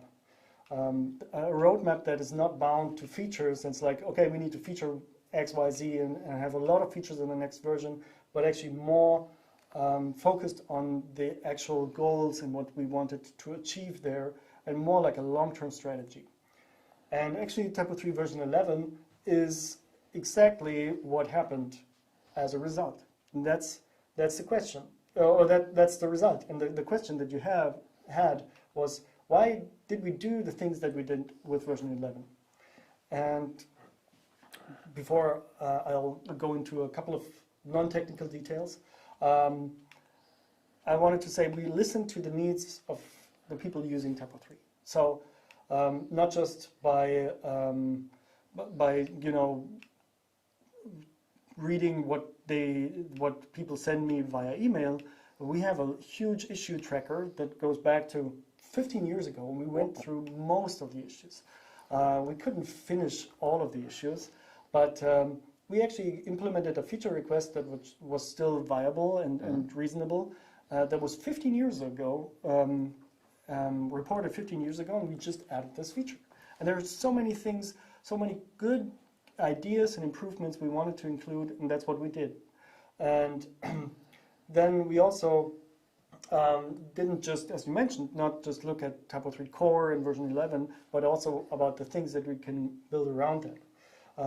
So we have a better and more automated process for releases on the TYPO3 extensions repository. That's the TER, and we have the verified extensions. Yeah, exactly. We have worked also on other topics like verified extension, which are more focused to the release dates of the TYPO3 core. We have just released the new typo3.com page, which are addressing different verticals and different use cases, and are showing how you can use TYPO3 for whatever you want to build with it. And so, yeah, there we have done a lot of things. But Benny, what is so good about TYPO3 version 11? I think you wanted to know the same thing. Why are we so enthusiastic about version 11?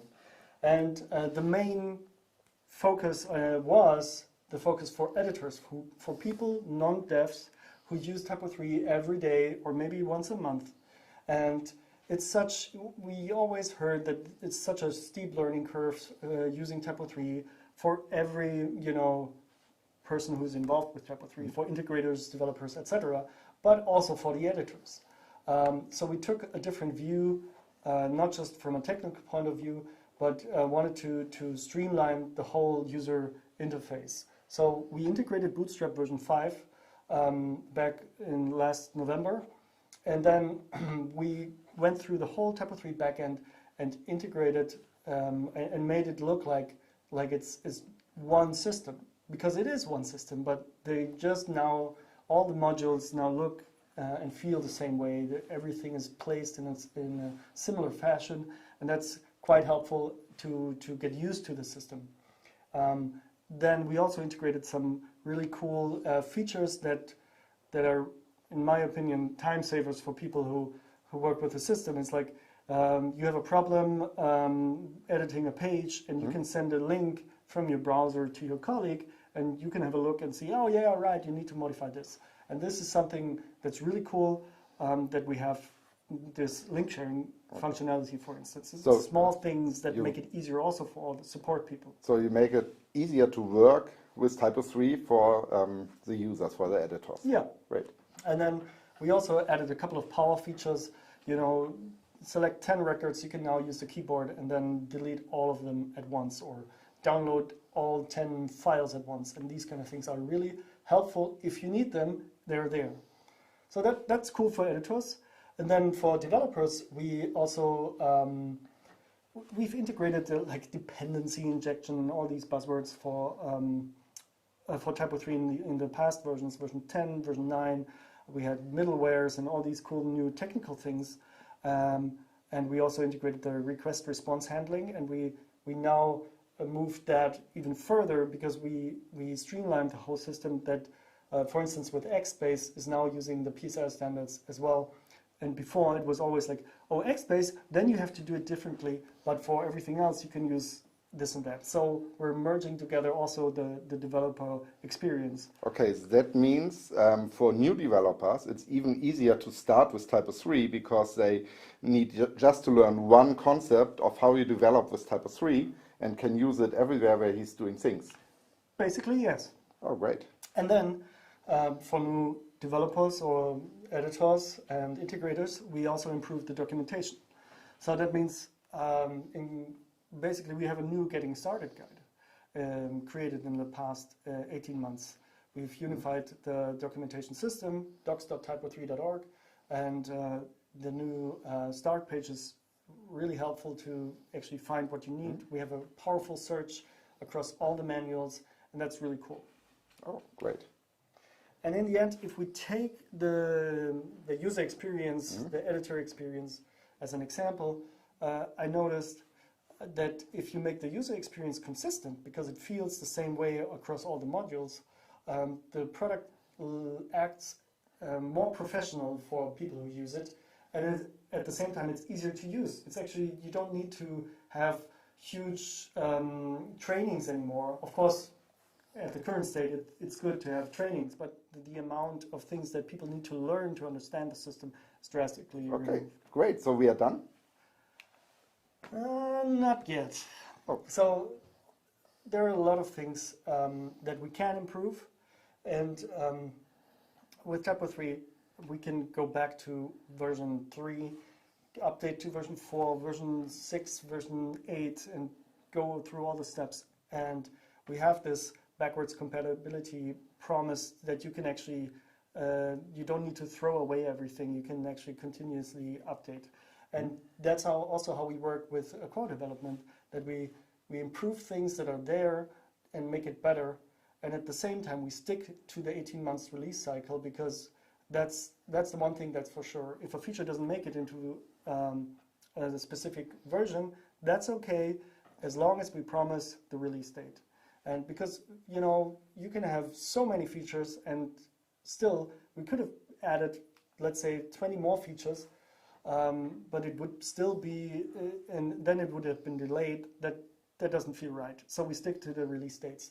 And so what we didn't touch in a broader way was the page module, the constant editor, things for integrators, or the info module. There's a lot of also conceptual work that needs to be done, because the info module is actually quite powerful if you know how to use it.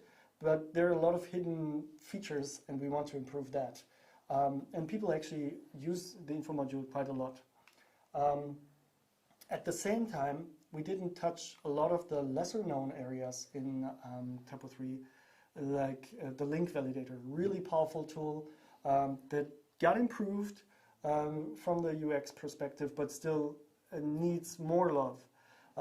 Also, the scheduler, and also the user management module, they're still look and feel the same way as before. And if we go through these modules, come up with better concepts, then we should apply a unified pagination. So for example, if you have a folder, you want to add a file, an image to a content element, and you have 1,000 files in a folder, it still needs to take quite some time to load to actually to select the file. And that's something we should improve and make it consistent through everything where you have records or files, where you have pagination or search, sorting and filtering and these kind of things, that we come up with a unified concept to do that. And that's not done. So we still have a lot of things to do, and we still have a lot of open issues. Okay, so that means we have really a lot of things to do, and but we now have to wait for 18 months, or yeah, we stick to the release cycle, but we just don't work on core and make sure that everything is put into core. You can actually build things around core as an extension and be innovative right away. And we have initiatives where this actually happened. Maybe you know a bit more. That's exactly the idea, that we want to have a stronger ecosystem and want to not only focus on the core, but also on what other people are doing. And for example, there's a structured content initiative. They created custom content types for TYPO3, and they created a new page module with it working a little bit different. And they created an extension for TYPO3 version 11, so you can already use it, you can test it, you can give feedback, and this will give us on the core side also the possibility to see what is good, what should we adapt, and what we have to do to bring it in version 12 until you're working with that in version 11. So it's actually good to have early feedback, and then improve the things continuously before it's set in stone into core. Exactly, Okay. and but that's not the only point. We have a lot of things around. So, for example, when you're thinking about asset management, I'm really happy with the version 11, and all people love the new file list module. But when you think about modern systems or working on a desktop system, you have normally tiles and big image previews for assets, and that's still missing. And all things like moving images around, folders around, having drag and drop. That would be nice. And yeah, that's great. Or even just choosing an image. You have a preview, but you have a really small preview, and having big images as a preview, so that you can be really sure, oh, that's the right picture, I want to have it, and I know how it looks like. Yeah, that would be really cool. And the good thing, you have that already, because there is an extension, the Media Manager, and it's public, and you can use it already. It's running. You can use it in version 11 and install it. Oh, really? Yeah. Wow. And so just go to GitHub, download it, test it, give us feedback again. There, early feedback gives us possibility to react on that. So yeah, I think it's quite cool that we have new ideas for version 12, which you can already use in version 11, and which is out there, and which is really cool. So yeah, I think innovation, you don't have to wait for innovation, and we can do a lot of things. Yeah. So another example is we have a so-called composer-based installer that puts all your extensions into TYPO3 SysExt or TYPO3 ConfX, and we have a test version that actually moves all your extension code outside of the document root of your public root, and that allows you to only have everything that's non-public outside of the document root, makes it more safe, more secure to use TYPO3. And that's also currently in a testing phase, so if you want to try that out, github.com/TYPO3, there's a CMS composer installers. And at the same time, people are, we do have the non-composer mode, the classic mode, where people just download the zip file and extract it through FTP on their web servers, install everything, and that's fine. And then we have the composer-based installers for people who like to use the CLI command line and do all the fun stuff with that. But people are afraid of that. And we're currently experimenting with a composer-based web installer. That means that you only download one file and you put it on your public folder through FTP, and then go through a new installation process, and under the hood you'll have a composer-based TYPO3 installation. You don't need to use the command line or anything like that. And I think that's really, really cool to bring both worlds closer together. But hey, I mean, that's cool that we can use this stuff right now. Let's go back to this theme-based roadmap. What exactly is on that theme-based roadmap? Oh, yeah, the theme-based roadmap, you have already introduced it, is the basic idea we have there is that we are not so much talking about features when we are planning our product strategy, but talking about why are we doing and why it's valuable and how could we reach that. And when we are talking about features, we are looking, are the features helping to reach our goals? And one goal is making TYPO3 easier to get started and use. And that's what we've done with version 11. Yeah, exactly. But we're not there yet. I mean, there are lots of ideas like creating a tool to get a new website up and running much faster instead of having an error page after you've installed TYPO3, combined with an easier front-end templating to get started much quicker. If we have the possibility to make the backend modules more consistent, we can give extension authors better tools to create custom backend modules in a much quicker fashion. I've talked about the installation process or like webhooks to make TYPO3 much more flexible for developers. And also, TYPO3 version 11 is really fast. That's what I read on social media, that people are really happy with the user experience in the backend. I don't know, people are always like, I don't know what you've done, but it's not much faster. I think that's a good thing, but I can tell you there are so many more things we can do to make TYPO3 version 12 even much faster, and that's really cool.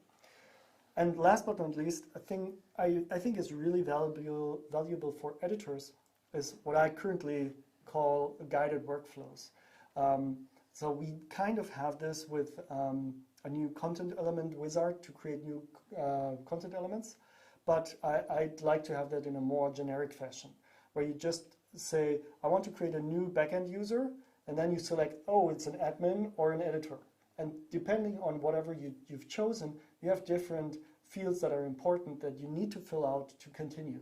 And same goes with pages and all these things. You need to place a page, and it's creating pages is kind of hidden. Everybody knows it who've done it before, but that's not how new people would approach TYPO3. And we want to look in these ideas and come up with guided workflows for creating new records. Wow, that sounds really a lot of work. Yeah, or other repetitive tasks. Yeah, so if I do this on my own, we wouldn't have that available in 18 months.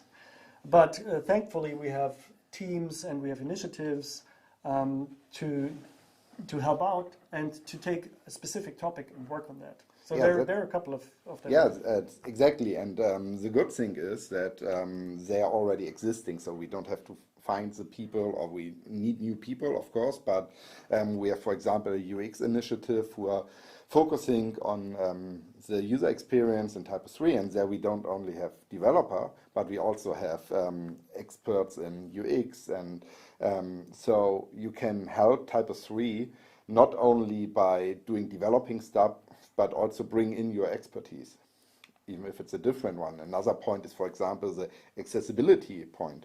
There we have also a team, and it's a very deep knowledge you need there, and a lot of things you have to think about. And yeah, that's really great that I couldn't do it. I don't know so much about accessibility. No, but so we need the experts in. Yeah, exactly. And there are much more teams and to reach our goals. And yeah, I think and we have a lot of more ideas in our stash that we want to make them happen. You know, we've talked about personalization for marketing people. We want to have a better API for the persistence part. I'd love to see CK Editor 5 in TYPO3 core. I want to have a better permission system that's easier to handle and to understand. And we also have, of course, most people use TYPO3 for their website, but it's not just a web content management system. You can, also create PDFs out of it. You can create a headless system out of it if you want to for machine-to-machine connections.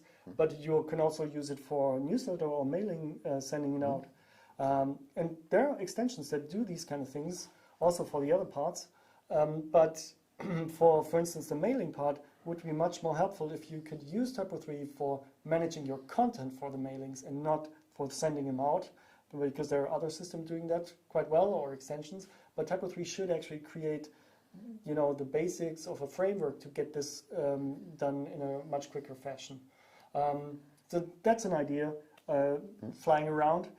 Also, one other thing in cooperation with the security team, another team, is a security module that allows you to check if your website and your web server and your TYPO3 configuration is properly configured, to make sure that you're not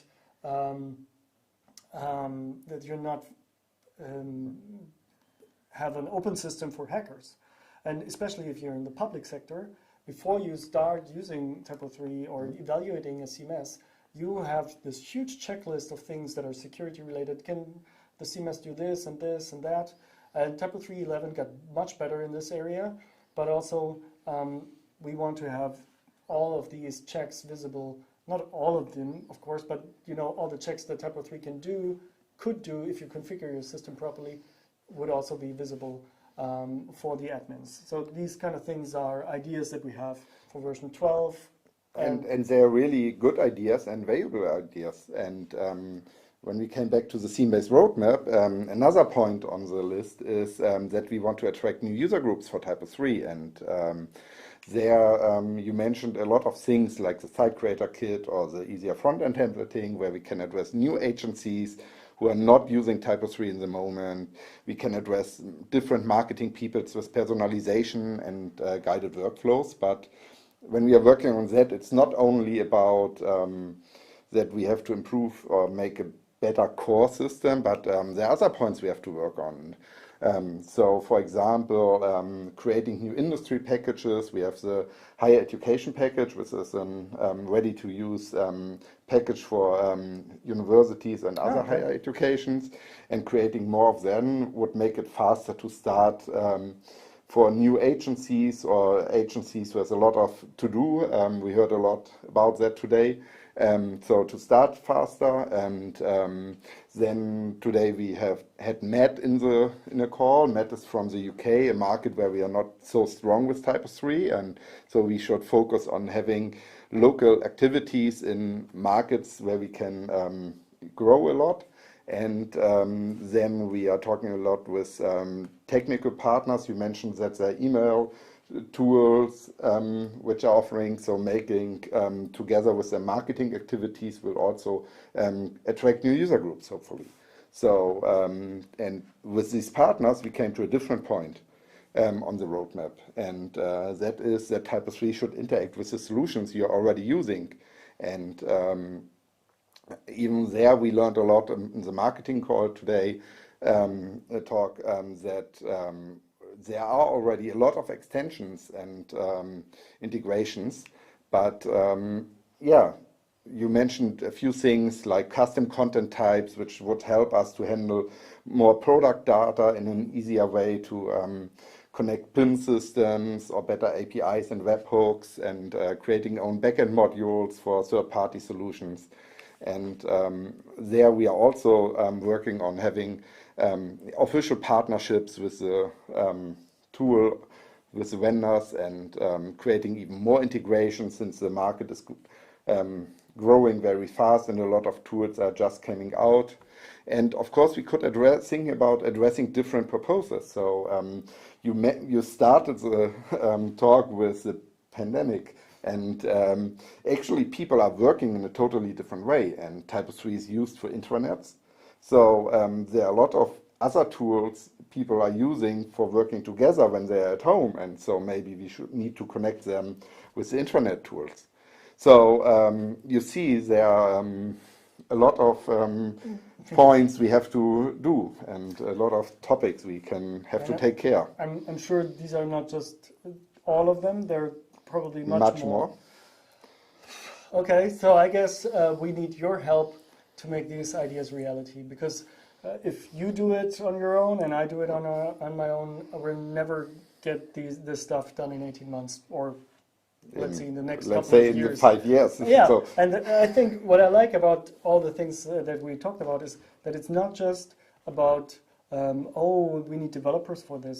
We need a lot of brains that are not developers to get these we need things. so many on the people way. with different knowledge, and we are talking about a community product, and I think that's a point we should really say again, because the community product means that you are the product. So we heard that Benni is responsible for the core, but even Benni is not working for TYPO3.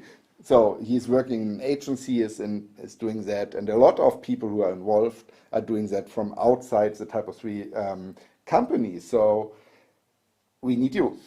So yeah, we need you to move forward. We also want to crunch down the numbers of open issues, because I'm firmly believing that this will help make TYPO3 even stronger and more stable.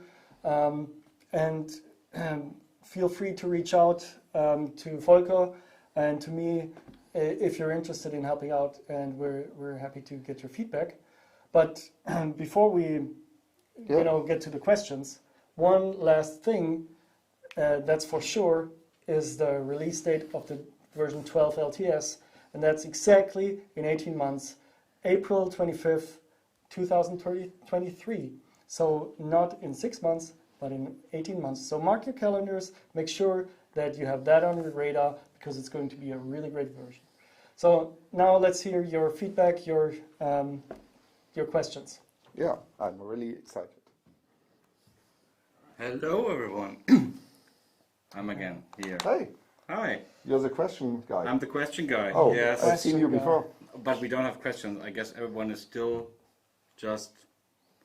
I guess you have questions. Default's brains are currently melting with all this information they received this day. He literally added it, so it. Default created the Media Manager extension, so that's really cool to see that you can use that right away. So it's really, really cool.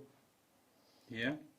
So do you have questions? I have questions. I have always a lot of questions. Benni, when we are done, Benni, when I get X, Y, Z feature and whatever, and then you come to me and say, Benni, so the other Benni, you need to do more.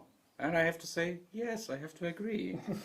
So it all depends on us. So I don't know if we need to have any more questions, if nobody has some. And I would like to thank you both for being here today. And I would also like to thank our directors in the room next to us.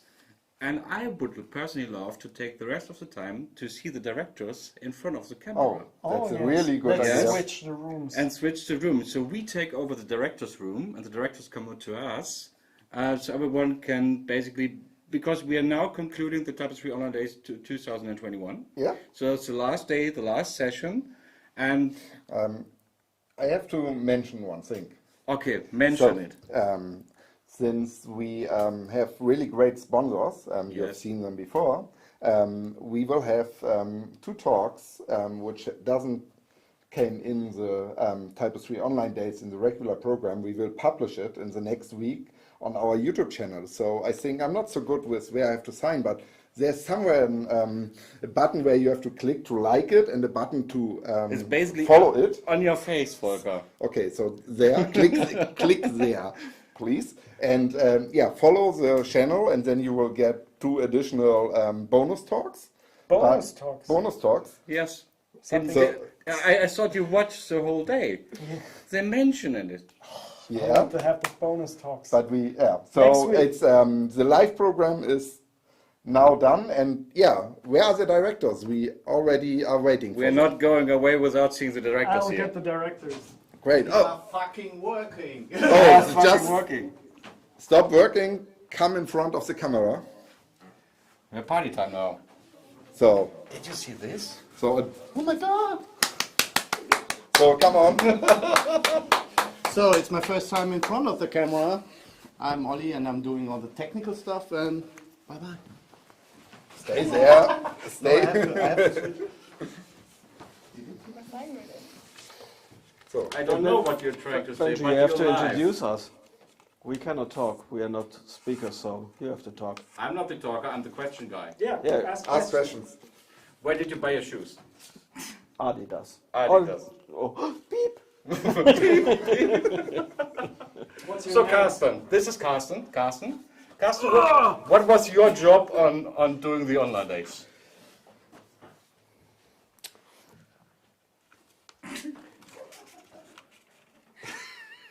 But apparently he did nothing. No. Wearing good shoes from Adidas. No, Carsten did all of the background work that nobody noticed. Yeah, that's true. Before but, the a online little days, bit. he shipped all the equipment to the people who didn't come to the office actually to do the live sessions here. This is the reason why I need new shoes, because No, I'll take I want- yours. Okay. We've discussed this. But you also, what else did you do?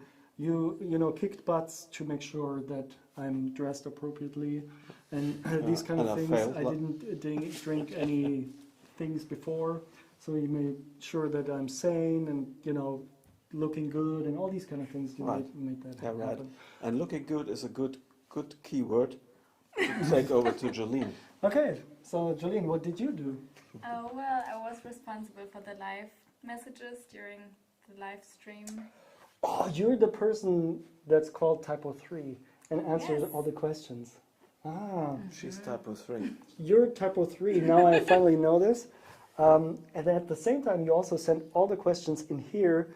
You know, we have these small things there that we know when there are new questions. That's all Jolene that did everything that made that possible. So everything now runs smoothly because of you. Thanks. Yeah, thank you. Welcome. And now, like Jörg would say, taxi. Taxi. Thanks, Benny. Thanks, Volker.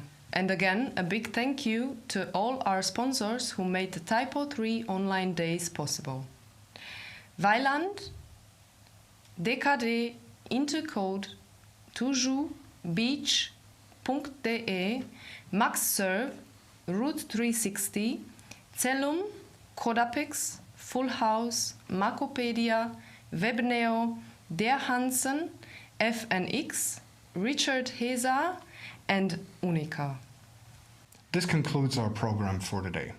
But that's not all yet. There are 2 pre-recorded sessions by our sponsors Intercode and Toujours that are going to be live very, very shortly in the near future after the TYPO3 Online Days 2021 conclude.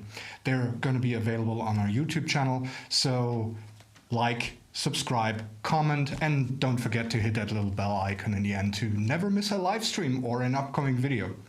So yeah, as I said, this unfortunately concludes our program for tonight. So all that is left for me to say is goodbye. Have a great rest of the day. Have a nice evening, and see you next time. Thank you for watching. Das war ja mal gar nichts. Auch ein bisschen mehr Russian. Clap it again, please. Als habe ich den Take nicht angesagt. Take you. Take that. So yeah. Me. Take whom? Take Well, ladies and gentlemen, this concludes our program for tonight finally, and for real this time, and we're not kidding. We're totally leaving the country, the planet, the universe, and yeah. A tour. Whatever. Taxi! Are we done here?